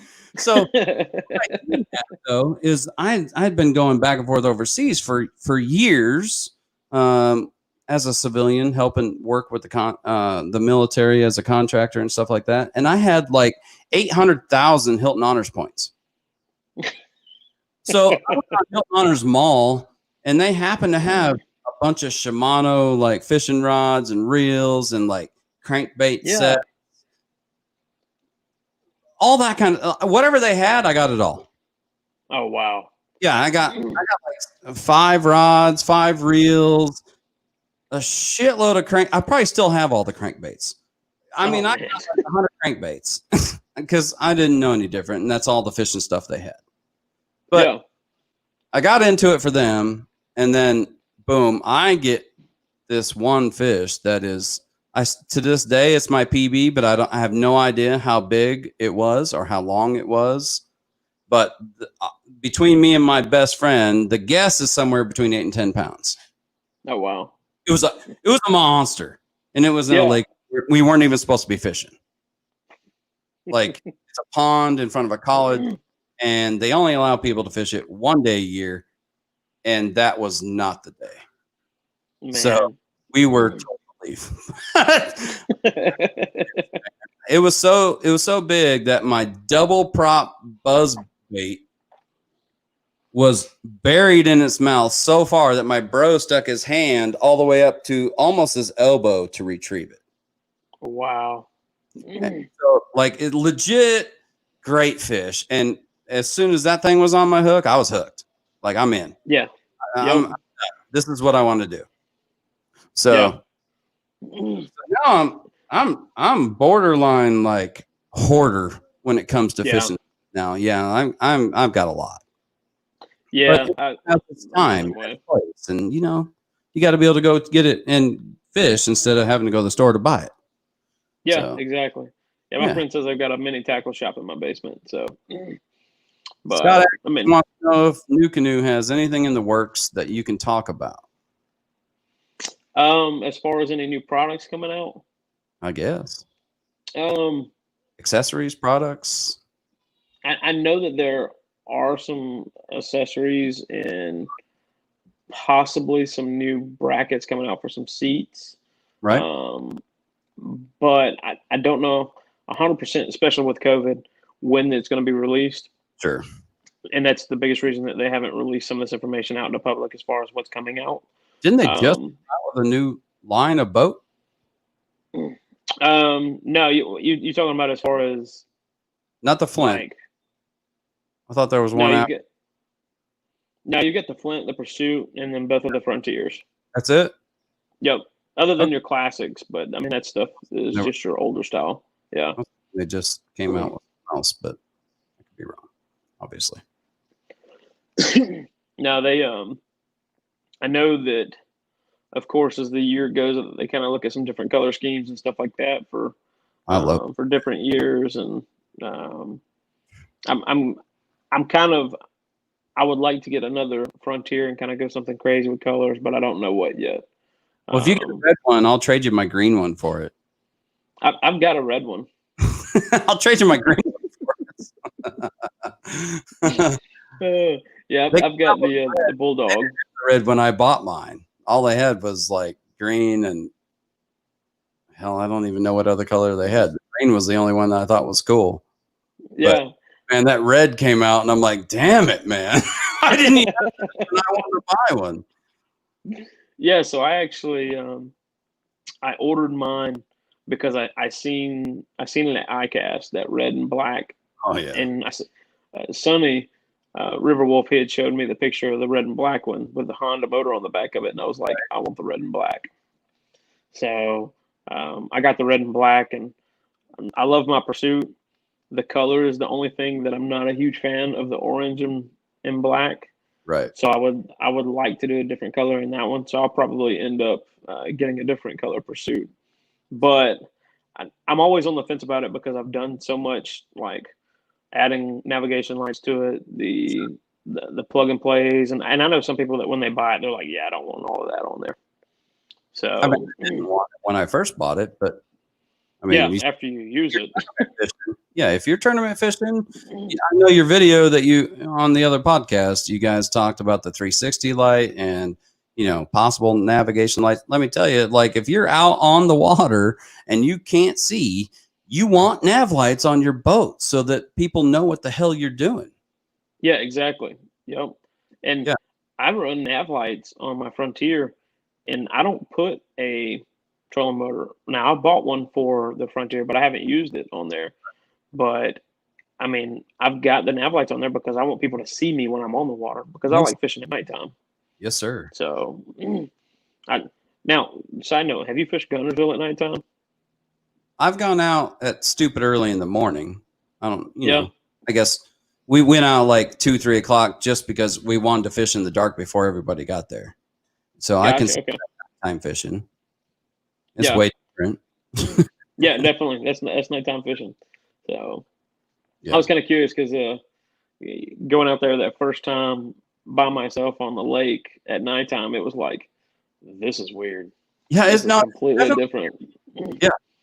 Yeah, it's definitely weird. What I will say is that I have, I don't know, I think they're 13-inch LED strips on the front as my nav lights, red and green, obviously. But I have since doing, very early mornings like that, trying to get out in the dark and, fish when nobody else is fishing. I feel like either green or blue, like all the way around my kayak would be great. One, the bait seem to be attracted to it.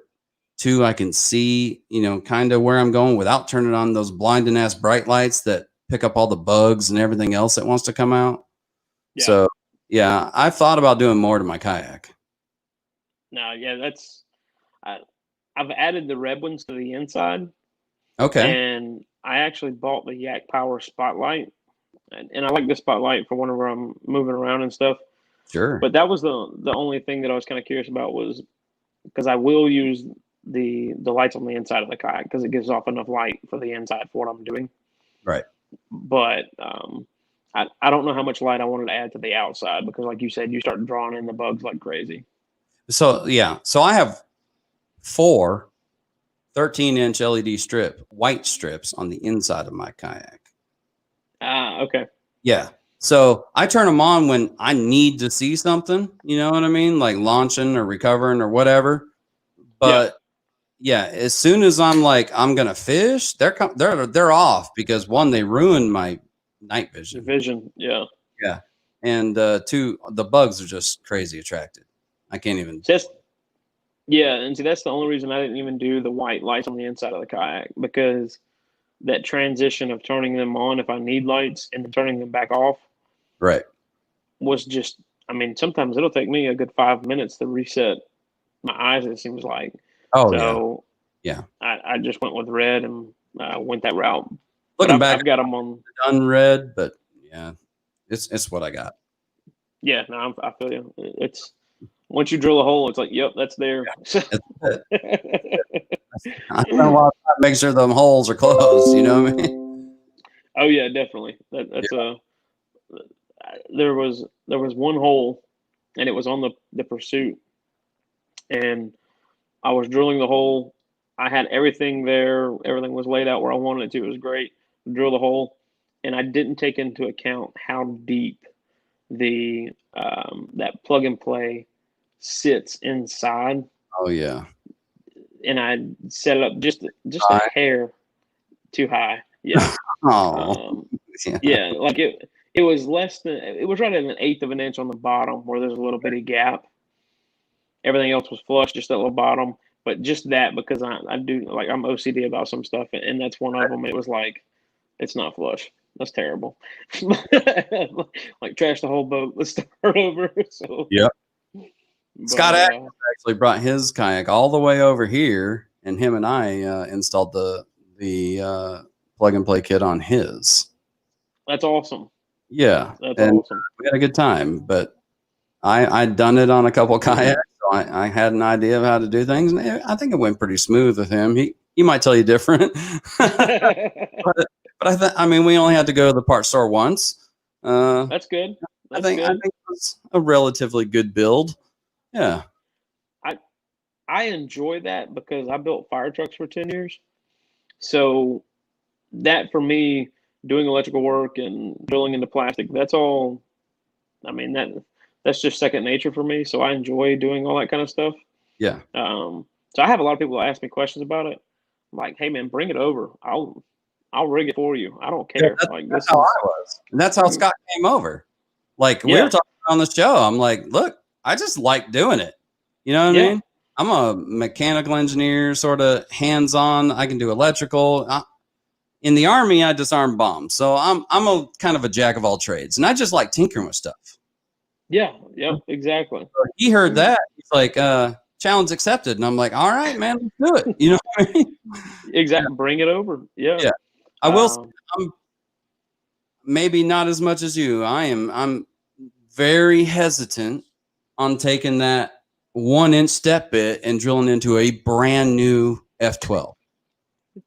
You know what I mean? Yeah. I mean, his was brand new. And I was like, dude, I feel like I'm deflowering a virgin for some reason. You know what I mean? Like, this is not supposed to happen. Yeah, exactly. It's like, hold on a second. You want me to drill a what in that? Yeah. That, the first time that I started drilling into the kayak, I had to think about it for a second, because drilling on a fire truck tank, it's like almost an inch thick. It's 3/4 of an inch thick. You've got some room to play, and you're not drilling all the way through. You're putting in inserts. Oh yeah. You're not doing that with the kayak. So no. So that was a little bit of a, okay, is this really where you want to put this? Because this is it. But I mean, after doing it now, I've got all the bits to, I mean, every bit you could think of, I've got it. I can do something with the plastic. Yep. I've got the heat guns. I've got all the electrical stuff. Little mini torches. Like, it doesn't matter. You bring it to me, I can do it. It's just a matter of if you've got the time to wait. But my wife rearranges my garage so much, I don't know where any of it's at. Thank God my wife doesn't touch my tools. She's just like, no. That's my fishing stuff. He's out there doing just as much stuff as I am, and you know, when I need it, I got to find it the day before, because otherwise I'm not going to find it. Yeah. And I think that's where thank God my OCD is there, is because I use those Tupperware, like 15-quart totes, and I've got them for certain things that I use and stuff like that. So little OCD, but that's what I do. So helps me. But so, do you have any tips or beginner tips that you want to throw out before you leave us? Because I feel like you've stayed on because you're having a good time. Hopefully. Oh, definitely. I know that little one's got to go to bed. Yeah, he is awesome. He is hell on wheels. Like, we've got an 11-year-old and we've got a 3-year-old, and the 11-year-old, he was completely calm and never cried and very independent. Oh Lord, you were spoiled. Yeah, I was like, we could do this all the time. Like, it was just, it was amazing. If you want. Yeah, and then the second one came around, and it was like, what in the hell did we do? I mean, it's been great, and I love it, and he keeps us on our toes. But yeah, he, like, last night we laid him down at, I think, 9 or 9:30, and you still hear him at 11 o'clock in his room playing, and it's like, dude, go to bed. And he'll wake up at 6:30 in the morning. Does not matter what time he goes to sleep. He's up 6:30, 7 o'clock, and I was as a full kid. Yeah, and he's just, there's no there's no turn down to them. It's like, just when you get up that early, like I need you to be quiet just for a little while so that your mom and your brother can sleep. So, but My yeah, dog it's great. I love it. 15, but when she was born, she didn't sleep all through the night until she was almost 2.5 years old. Oh my word. Oh yeah. I'm like, never, ever having another kid ever. And then Man. my new wife, she's got 3 little ones. So now I have 3 little ones. What? 11, 7, and 5. Man. Yeah. Yeah, see, my first one, he after 2 weeks he was sleeping through the night. Oh Lord. See, you're spoiled. Yeah, it was when I say the first child was like he would go to sleep anywhere, like it did not matter. Like it was a true blessing. I think God did that to take care of me for a little while. I He's hope like, so. like you're gonna need it for the second one. Well, my So ex-wife's second one was my first one. And okay. she was hell. She was hell. She's a great kid. She's a great kid. Like she's the greatest kid. Like I would think any parent would ever want. She does good in school. She has good grades. All that kind of stuff. Like she's in it. She's doing her thing. But man, that first 2.5 years was hell. That's insane. Yeah, I don't know how I could have got through that. We burned up a couple vacuums before we figured out that they made a CD that made white noise. Like that was the only thing she would sleep through. And there was they made a CD, 16 tracks of different white noise, and she only liked one of those 16 tracks. You hit that repeat button. If it took too long to repeat, she was up. Oh man. She was something else, man. Nightmares. Man. Yeah. Well, as far as like beginner tips, the biggest thing that I would say is get out there and demo a kayak if you're looking to buy a kayak. Don't just invest the money in one and think you're great because a new canoe is not for everybody. Some people aren't going to like them, and it's perfectly fine. But I would say hit up someone regional, especially if you're on my side or anywhere around there that like, hey, I want to try a kayak out. Let me know. My dealer in Dallas, Georgia, they keep a bunch of kayaks. They have a demo pond or a demo pool, more or less, inside their building. And That's that cool. would be my biggest thing. Yeah, they're great. They ship all over the U.S., which is something that's pretty awesome because most kayak shops don't do that. The name of them is Cedar Creek Outdoor Center, and they ship all across U.S. and they actually keep almost every SKU number of New Canoe in their shop. So anything you need, they've got it. I'll tell you, man, I've got a guy up here that is he's our local kayak shop. There's multiple, but he's the one that I point everybody to because he cares about the people. You know what I mean? Like it's not just selling. Exactly. The difference. So he doesn't care if you buy from him or somebody else. He wants you to get in the right kayak. Exactly. Right? And he demos them. He's all about let's go demo them. We'll load up 4 or 5 kayaks. We'll go to the river. You know what I mean? Like he's that guy. So exactly. I feel you. But he can keep them in stock. Yeah, exactly. It's they. I think before the pandemic really kicked in, they had close to 600 kayaks in stock. Right. And within about the middle of everything going on, they were down to under 90 kayaks. I mean, it was just unreal.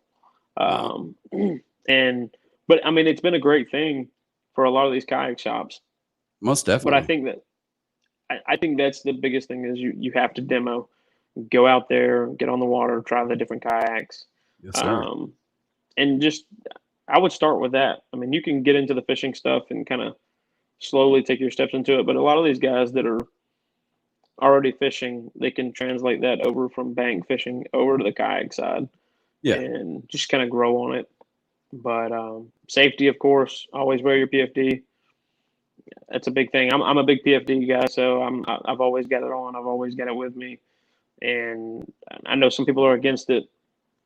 I know some people aren't comfortable with them. Find one that you're comfortable with. And once again, I know that's preference, but all of our tournament trails, they require it. You Yeah. can't fish I mean, without you're it. not going to So, have a fish tournament trail and it not be required.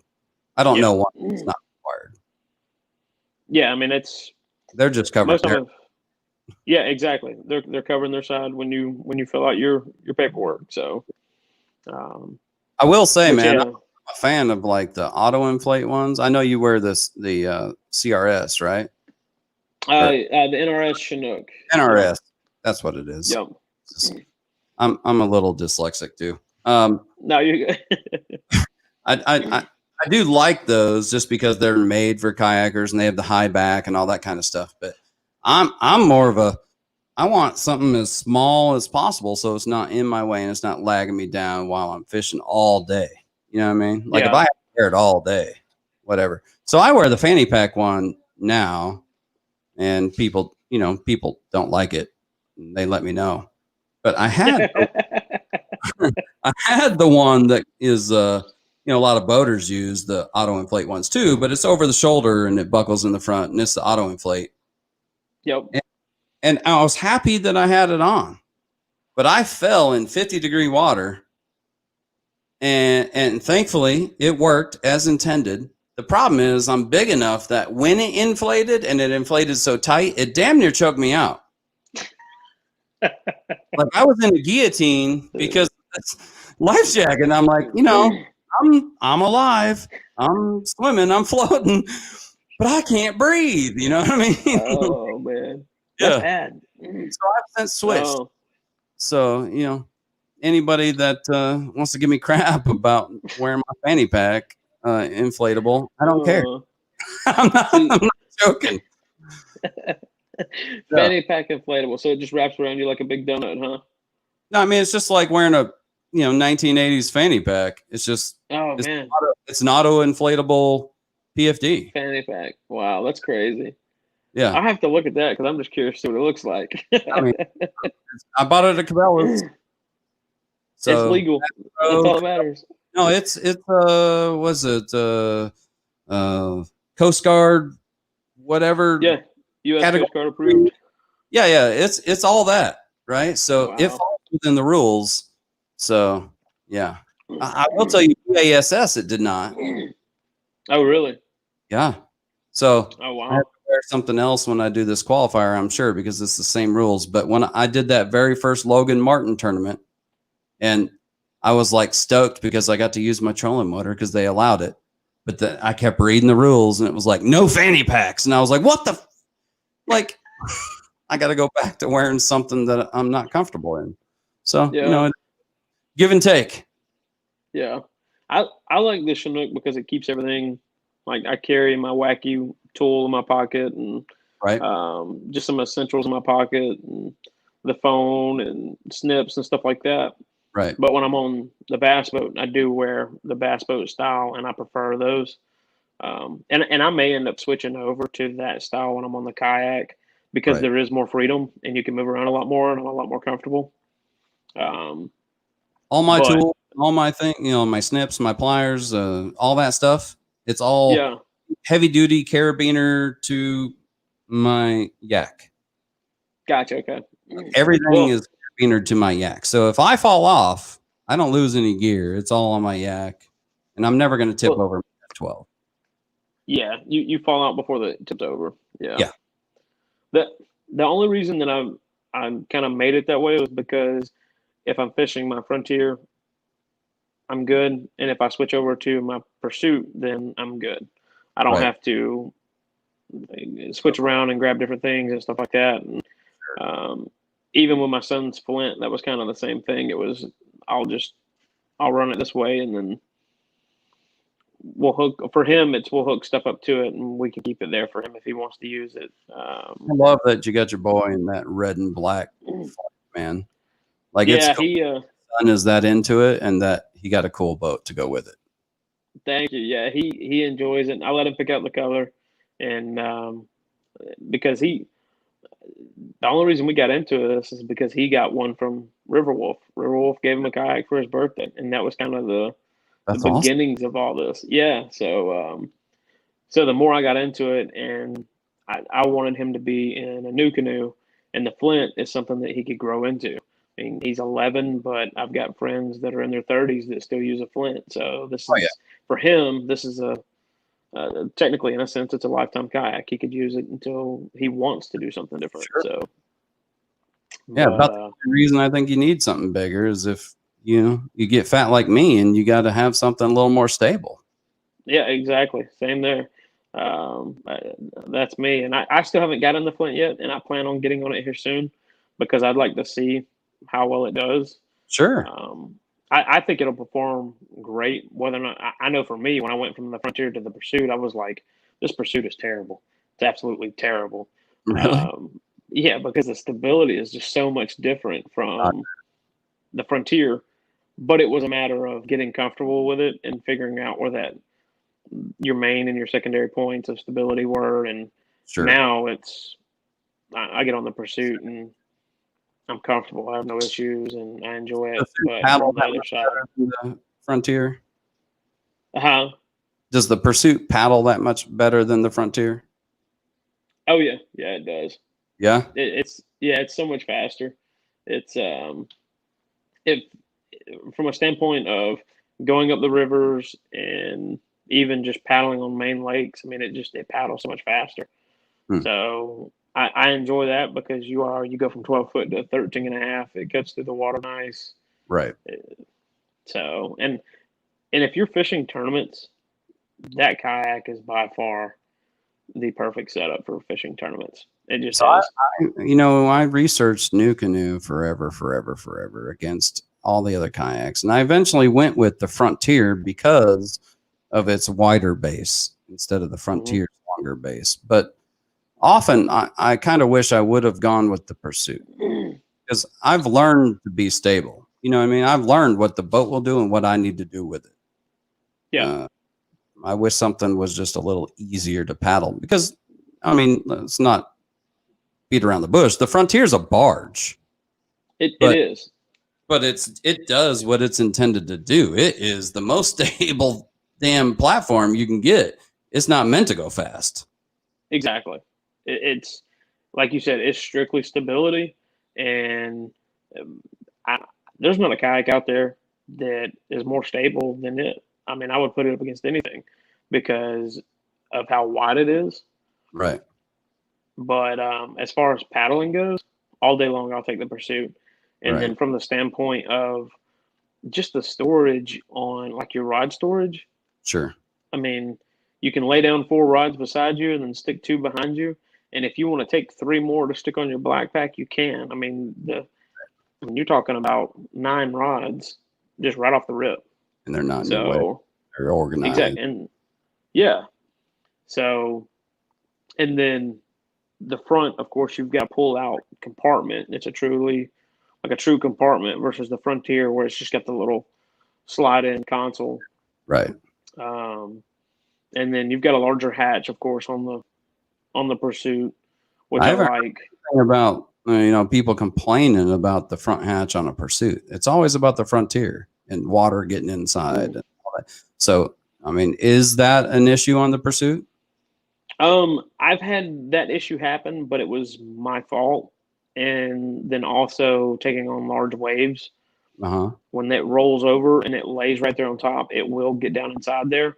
Okay. Um, but it most of the time it's not going inside the actual plastic um, compartment itself. It's going into the hull of the kayak. That's the difference. Right. So if you have something inside there, it's not getting wet. The hole is actually. Um, but the biggest reason I generally just lock down 2 latches. I don't do the front latches, or I'll Okay. just leave it unlatched, and that's where I end up getting water in it, just because I was in a hurry or um, I didn't feel that I needed to close it all the way. Just a Right. matter of What about the uh, scupper holes on the Pursuit? Dude, I mean, everybody complains about the scupper holes on the Frontier and how it flexes in between and the water doesn't go down and whatever. it's that's something that I have noticed tremendously about the difference between the Frontier and the Pursuit. You've got 2 scuppers up front and 2 in the back on the Pursuit, and I Oh, will generally leave the 2 in the front. I won't put anything in them, really? and yeah, and I'll leave the 2 in the back slid in. Now, for the first little while, I was actually using both the scuppers front and back and keeping those sealed up, Right. and it does great. But when you get water in there, of course, you need to pull them to drain them. Right. So now I just leave the 2 front undone, and water comes in and water goes out. But especially on the river, it's just a lot easier. Um, but on the Pursuit or on the Frontier, that was the only thing that was kind of the way that you get that rounded floor in the back, and then you've got your scuppers. I had it happen actually this past weekend at a tournament. I get in and we had to cross a spillway or a shoal pretty immediately as soon as you put in. Okay. The kayak turned sideways because I was trying to go across it straight, and when the water hit it, it rolled up into the kayak. So I get Hmm. water in the back of the kayak. It starts rolling forward. It's in the front now. Well, it can't drain anything in the front, so I have to pull the scuppers in the back, Right. allow it to drain, but water sat back there in that back pocket where the black pack sits all Sure. day, just because just the way the flooring is. Right. But I think with any kayak, you're going to have that type of issue at some point in time of how the water's getting out or coming in. So, I mean, but I'm in a kayak, so I don't really. There's always water in it for whatever reason. Either I'm rolling through waves of party boats rolling by, or whatever. yeah, Seems like I always have exactly. water in my kayak. Yeah, I will say that I probably did notice a little bit of that floor problem when I had my seat in there, but I have a cooler in there now, which fits perfectly between the 2 freedom rails, on the floor, on the actual floor. And it's right yeah, back by the scupper holes. I feel like it just holds the floor straight, and it's not a problem now. yeah. And some people talk about the flexing in the floor, but I think that's where some people, and this is my opinion. I came from manufacturing. I understand how manufacturing works, processes of things going together. Sure. And if you had a sturdy, fixed, just solid piece, you'd run into 2 issues because you need flex in a kayak. It gets hot, Oh it gets cool. You yeah. have to have some form of fashion of flex. Yeah. Yeah. And you would rather have flex in the floor versus in your sides. Oh yeah. I mean, and I think that's where a lot of people they get upset and they're like, "Oh, well, my floor raised 3 inches." Well, I mean, let's say it raised 4 inches. One, I seriously doubt that it's raising that much. But even Right. if it is raising that much, you want some form of fashion of flex. It needs to be there. Put it in the sun, it's going to do what it normally does. Yeah, it'll flatten right And out or whatever. yeah, um, and I hear a lot of people complain about that, but I think it's just a matter of they see it, they expect one thing, or they've come from a different kayak manufacturer and it's all rigid parts, and they're just saying, "Oh, well, it doesn't, it's not doing what that one was doing." Right. And every kayak is made differently, and I think it there's matters how only a few. the thing down to your truck or trailer too. Exactly. A lot of people use ratchet straps, and that's Yeah, a terrible idea. the way that Yeah, we were doing it, we were seeing a ton of flex, and I was like, "This is, I mean, it can't be good for the boat." You know what I mean? I yeah, see it's like probably it's like it's okay because once we undo it, it goes back, yeah, eventually, but it yeah, still can't be good. And I've gone to where I just use ropes and tie it down, and it's not ratcheted down, and it is what it is. It does good. yeah. I use the those NRS, or I think Yak Attack's got some. They're just pull straps, and that's what I use. They've got a little Right. a squeeze tab on it, so when you squeeze it, it releases the strap itself. Those are by far my favorite to use. Yes, sir. So, I but got some heavy duty like ropes that it goes through a pulley and it kind of ratchets it down the same way. And then when you're done, you just hit the button and it pops loose. But yeah, yep, I like yeah. But that side of it, I think a lot of people are are some people are just complaining to be complaining. Yeah. And then I know that you've got some legitimate issues, but that's one thing about New Canoe. Lifetime replacement on everything, parts, Exactly. manufacturer failures, everything. So Right on. if it's that big of an issue, hit them up and they'll let you know immediately. Okay, hey, yeah, it needs to be replaced, or hey, that's normal, or whatever. But New Canoe will take care of you, so that's for sure. That's what I like about them. I don't know if you know Jimmy Skinner, but he's the rep up in this area for New Canoe. He's on Okay, he's on NACA board of people that run NACA series, and he's also the king honcho there for the Alabama BASS. gotcha. Okay, Yeah, but awesome. I feel like you and Yeah, him have a. I need to be the referee in like a fishing shootout or something. I, Let's see I'm who I'm the best terrible at shoot fishing. guy is. I'm still learning how to fish, man. I'm Yeah, terrible at it. I'm just talking crap. But hey, man, I'm down for any tournament. I've got friends that when we go out, it's hey, you want to make a bet? Like Right. it's just the two of us, but hey, let's do it. That's it. I So mean, you make it fun, man. You know, something on the line makes it more fun. yeah, yep.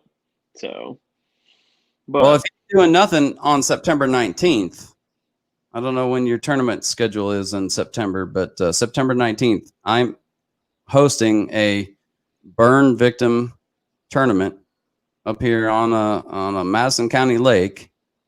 And okay, yeah, it's kind of a closed thing, but you know, it's for anybody. It doesn't matter if you're awesome. 6 years old, 80 years old. Doesn't matter if you're in a kayak, if you're fishing on the bank, if you're fishing from a bass boat. Like the only thing is, it's only electric, right?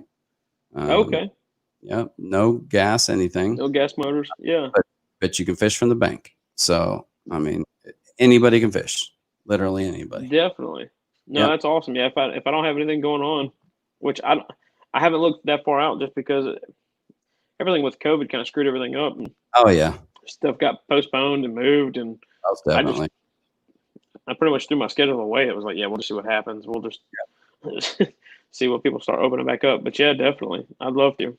So Check it out. It's on my Facebook and all on the NACA North Alabama Kayak Anglers. It's on their events page and all that stuff. So they've been gracious enough to partner with us and do this tournament so that we can get more word out. But yeah, that's good. yes sir. Awesome. Yeah, definitely will. So Anything else you got before you want to go? You've been on the whole 2 hours, man. Usually around 2 hours is my show. Like that's it. yeah, no, that's good. No, I appreciate it. I just give all the sponsors a shout out. Just thank all those guys, Fish North Georgia and New Canoe, and of course Drake Performance Fishing. If any of the guys out there looking to try out some of their gear, let me know. I can help them get into the Drake Performance Fishing gear. So, and then Groove Fishing, of course, those guys have some great tackle storage. I use their hard jig boxes and their launch pads. The launch pad is probably one of my favorite things to use on a kayak. So, What's the launch um, pad? so they're about 4 to 6 inches long, and for me, because I change out my baits so much, the little launch pad has actually got a little inset for your hooks. Okay. So if you pull a jig off, you just slide it in there real quick, and then you don't have. I know with you, you've got the magnetic tray, but I know a lot of guys they'll toss it in a cup holder or different things like that. Yep. Yeah, and that little launch pad is got a 3M double side stick tape, and you can just stick it anywhere next to you on the kayak, and you can just slap your jigs or um, any of your, I mean, Texas rig, any hooks more or less, you can just slap on there. That's cool. Um, and then they've got a hard bait launch pad as well, and I think they call it like their big bait launch pad, and that's for like your crankbaits. So I use one of those on my black pack. So if I'm switching out my crankbait, I'll cut it off and I'll just slap it in that real quick versus having to get into the tackle box and try to put it away and stuff like that. So, Oh. but Yeah, I but had yeah, to buy mine, man. I needed magnets because I just needed to make it easy. Yeah, that makes sense.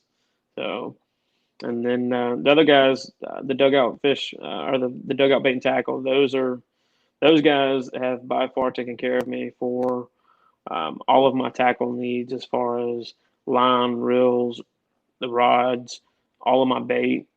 I mean, they've got you covered as far as that goes. So, big shout out to those guys because they always take care of me. So They're stretching out their wings, man, because they've actually done some stuff with our NACA series as well. who is that? Who'd you Dugout. say did dugout? Yeah, Yeah. those guys are phenomenal. And they've been a big part of our tournament trail this year with Real Crazy, and they've really stepped up, and they've been a huge player in the sponsorship this year. So, and then Chris, the only other wrong. Are they not the ones that donated the rod that Chris Hatton won not that long ago at that last tournament? I could be wrong. I feel like it's Dugout. I mean, every once in a while. And the only other company shout out to is Fish Head Spin, and that's the Fish Head. John Nida is the owner of the company. It's a great company. Um, they've got jigs, they've got the underspins, of course, chatterbaits. They've got a little bit of everything, shaky heads. But I've actually just started helping them out here recently with some of the accounts in the area, and that by far my favorite underspin to throw. And I've been throwing it for the last couple of years now. I've always got one tied on, and um, those guys are hands down. I've been there, looked at the lures when they come in. They're going through every single lure. They're not just slapping stuff in a bag. They're making sure that everything is painted correctly. The hooks are on there. Things are straight. There's nothing bent. I mean, just they do a phenomenal job. So, and that's something you can pick up from probably a lot of the tackle stores close to you guys, but even their website. So, big shout out to those guys. Right on. I mean, I So, know I own underspins, but I don't know if they are technically fish head underspins. So I might be on the lookout. You know what I mean? You know, definitely. I didn't have a reason to look at one over another. You know what I mean? When I looked at them, it was head design. I know that sounds crazy, but the head design from some of the ones that I've looked at, if you look at the one from Aaron Martin's, and then you look at the one that Fishhead has, and you look at the two side by side, there's just a huge difference, and the quality and the shape, the design of it itself, it looks more like a bait fish. Those guys do a great job, and they use Gamakatsu hooks. They're quality product, and they even use mustad on some of the hooks. So it's one, and I'll shoot me your address, man, and I'll shoot you some products so you can try it out. And I'm in. I mean, you can leave some feedback on your show, man. I mean, I'll do it. Way, yeah, I'll shoot you some stuff, and you let me know how you like it. So yeah, I mean, I usually, like, my wife probably, if she knew what I bought, she'd get mad. You know what I mean? But like, I buy it just to try it because I want to know if it's better or different or worse than the stuff that I already own. You know what I mean? Yeah. Yep. So no, Scott, I get that completely. Had a question: what your go-to underspin weight is? 3/16 of an ounce. 3/16. You hear that, Scott? Yeah. Now I will use a quarter depending on how deep those fish are going. Like right now as it's getting hotter, I will sometimes switch up to a quarter ounce. But the reason that I will throw that 3/16 ounce is because I will pair it with a 3.3-inch Kayak. Right. And it's small. And the reason I do that is because if you put a small bait fish, in my opinion, in front of a fish, you give him the chance. He doesn't have to chase it down. It's right there. It's a quick pick for him. I mean, I don't get into that while you were talking about the big swim baits, but yeah, I've really miniaturized a lot of what I do. Like every time I think about going big, like I go, buying some great big, 5.5-inch bait, I tend to get the 3.5-inch because that's what's getting bit. Like every time I throw the 5.5-inch swim bait, I don't get anything, but I throw the 3.5-inch and I'm getting bit. Yeah. Well, and that was what changed it for me. My go-to has been a quarter ounce with a 3.8-inch Kayak. And That's cool. I know there's not much of a difference there between the 3.3 and the 3.8, but it's half an inch. Mm-hmm. I made that small change and went from not catching fish to catching fish immediately. Really? And it was just because they were so used to seeing something of that profile, I would imagine, or that they didn't want to see, or they didn't want to chase after the bait. So I switched it up. And this or last year, ICAST Fish had actually released a smaller underspin. They released the Finesse Series underspin, and it's they've got it down to an 1/8 ounce, or I'm sorry, 3/16 and 1/8 ounce and a quarter ounce that they have, and you can put a little 2.8-inch Kitex on it. A lot smaller, but I think you can work that in a lot of areas that some of these larger baits aren't performing. So, but something as small as that change made the difference in catching fish, and I've noticed it a huge difference this year in throwing it. I noticed it last year, and I've continued it this year with different baits. But underspin's obviously great. I've thrown that a lot this spring. But I bought. I'm a Venom guy. I love Venom lures, and I'm actually pro staff for them. And their soft plastics I feel like are just hands down better than some of the other stuff out there. Are they? Yeah, just in my opinion. And this one bait, this one bait, I keep having to go back to the past 3 months. The past 3 months, like I've caught 90% of my fish on one bait, and it's a 3.5-inch buzztail shad swim bait. Really? Yep. I get out there and I'm like, okay, conditions have changed. Temperature changed, grass has changed. Like, got to throw something different. And I start throwing all this other stuff, and then I'm like, all right, they're not hitting it. I go back to the one bait that I've been getting bit on, and man, it gets smashed. And I'm just like, I love this bait. You know what I mean? See, I need to try some of their stuff. I have not tried any of their stuff. Well, when I send you my stuff, you send me your stuff, and I'll send you some. Hey, I'm down with that. So I definitely buy down with that. 50 now. Like, I don't even buy the 8-pack. I buy the big Ziploc bag of 50. And I'm on my second bag of 50. Like, wow. They get that's all I can say. It's like I can't throw it out on my Instagram enough. Like, this bait is just flat out working right now for me in the area that I'm in. You know what I mean? Man. Yeah. Throw what works. That's all that matters. So right now my confidence is through the roof on that thing. And I'm like, no, it's frogging season. And then I get to where they're not hitting the frog, or not hitting anything top water. I throw that little 3.5-inch or maybe it's 4.5-inch. I think it's 4.5-inch. They have 4.5-inch and 5.5-inch, but the smaller one, the 4.5-inch. I throw that on their weedless Texas rig, and I'll swim at topwater in that little buzztail. I don't know what it is, but they love it, and it's smashed. That's awesome. Yeah, that subtle difference, and it's not much. Like, the 5.5-inch don't get bit. Exact same bait. Wow. Yeah. Yeah, that's amazing.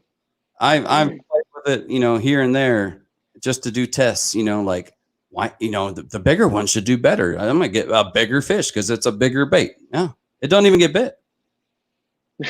I don't know what the difference is, but that 4.5 works. I have to try it out for sure. Yes, sir. So. Well, I wholeheartedly thank you very much for being on the show. No, I definitely appreciate it, man. It was awesome. I really enjoyed it. So anytime you just hit me up. So yeah. Well, if you're in this area and you're gonna fish somewhere in my neck of the woods, man, let me know. I definitely will. I'll hit you up. We'll go hit some water. Yes, sir. So. Scott's a mutual friend, and when I said I was gonna have you on the show, he was through the roof. That's awesome. That's good to hear. So everybody, thank you for your questions and comments to Joshua. And Joshua, thank you very much, man. I'm gonna let you get out of here and get that kid to bed. Awesome, man. I appreciate it, guys. And you guys be safe. And if you need something, you just call me. All right. Yes, sir. All right. Thanks. See ya. See ya. All right. So now it's just me. And I'm not going to do all the things that we normally do after talking to a guest because it's late. We would normally do a beginner's tackle tip of the day, and we'd talk about our Venom lure of the week and stuff like that. But we'll get into that next week. It was a great show talking to Joshua. And I love, I'm trying to get kayakers on here. It's Kayak Fishing Podcast. We've had some Bass Pro guys and some FLW guys and stuff like that. But the kayakers are elusive. They don't want to talk, I guess. I don't know what the deal is, but if you know one that is a really good kayaker and maybe you look up to him, you want to learn some stuff from him and he wants to talk, man, shoot him my way. That's all I can say. Little shout out to the people that support me so I can support them. Tough times like now. Solar Bat, sunglasses, Venom lures, and Custom Relief, like great products. Okay. Custom Relief. If you like CBD products, all natural, for fishermen, by fishermen, and you want to try it, but you're worried about spending the money, save some money right now. Coughlin15 discount code, all caps, CAQUELIN. I'll put it in the comments. Coughlin15, and you save 15%. I mean, where else are you going to get that, right? Venom lures. You want to save 10% on Venom lures. Get twisted. That's our discount code. Just for you guys right here. I can't talk enough about Venom lure plastics. They've landed me most of the fish that I've caught the past three or 4 months.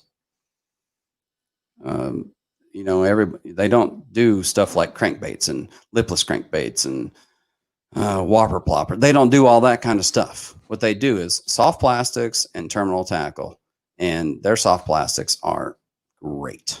I love it. And like I said, that buzztail shad, 4.5 inch green shiner. Man, that thing it's caught me 9% of my fish, and it just gets bit when everything else won't. I don't know what it is. When you have that confidence, like, nothing else is working, I'm just going to throw a wacky worm or a trick worm, Texas rig or something like that. Like, you're just like, they're going to bite this or they're not going to bite anything. That's this bait for me this year. It's killing it.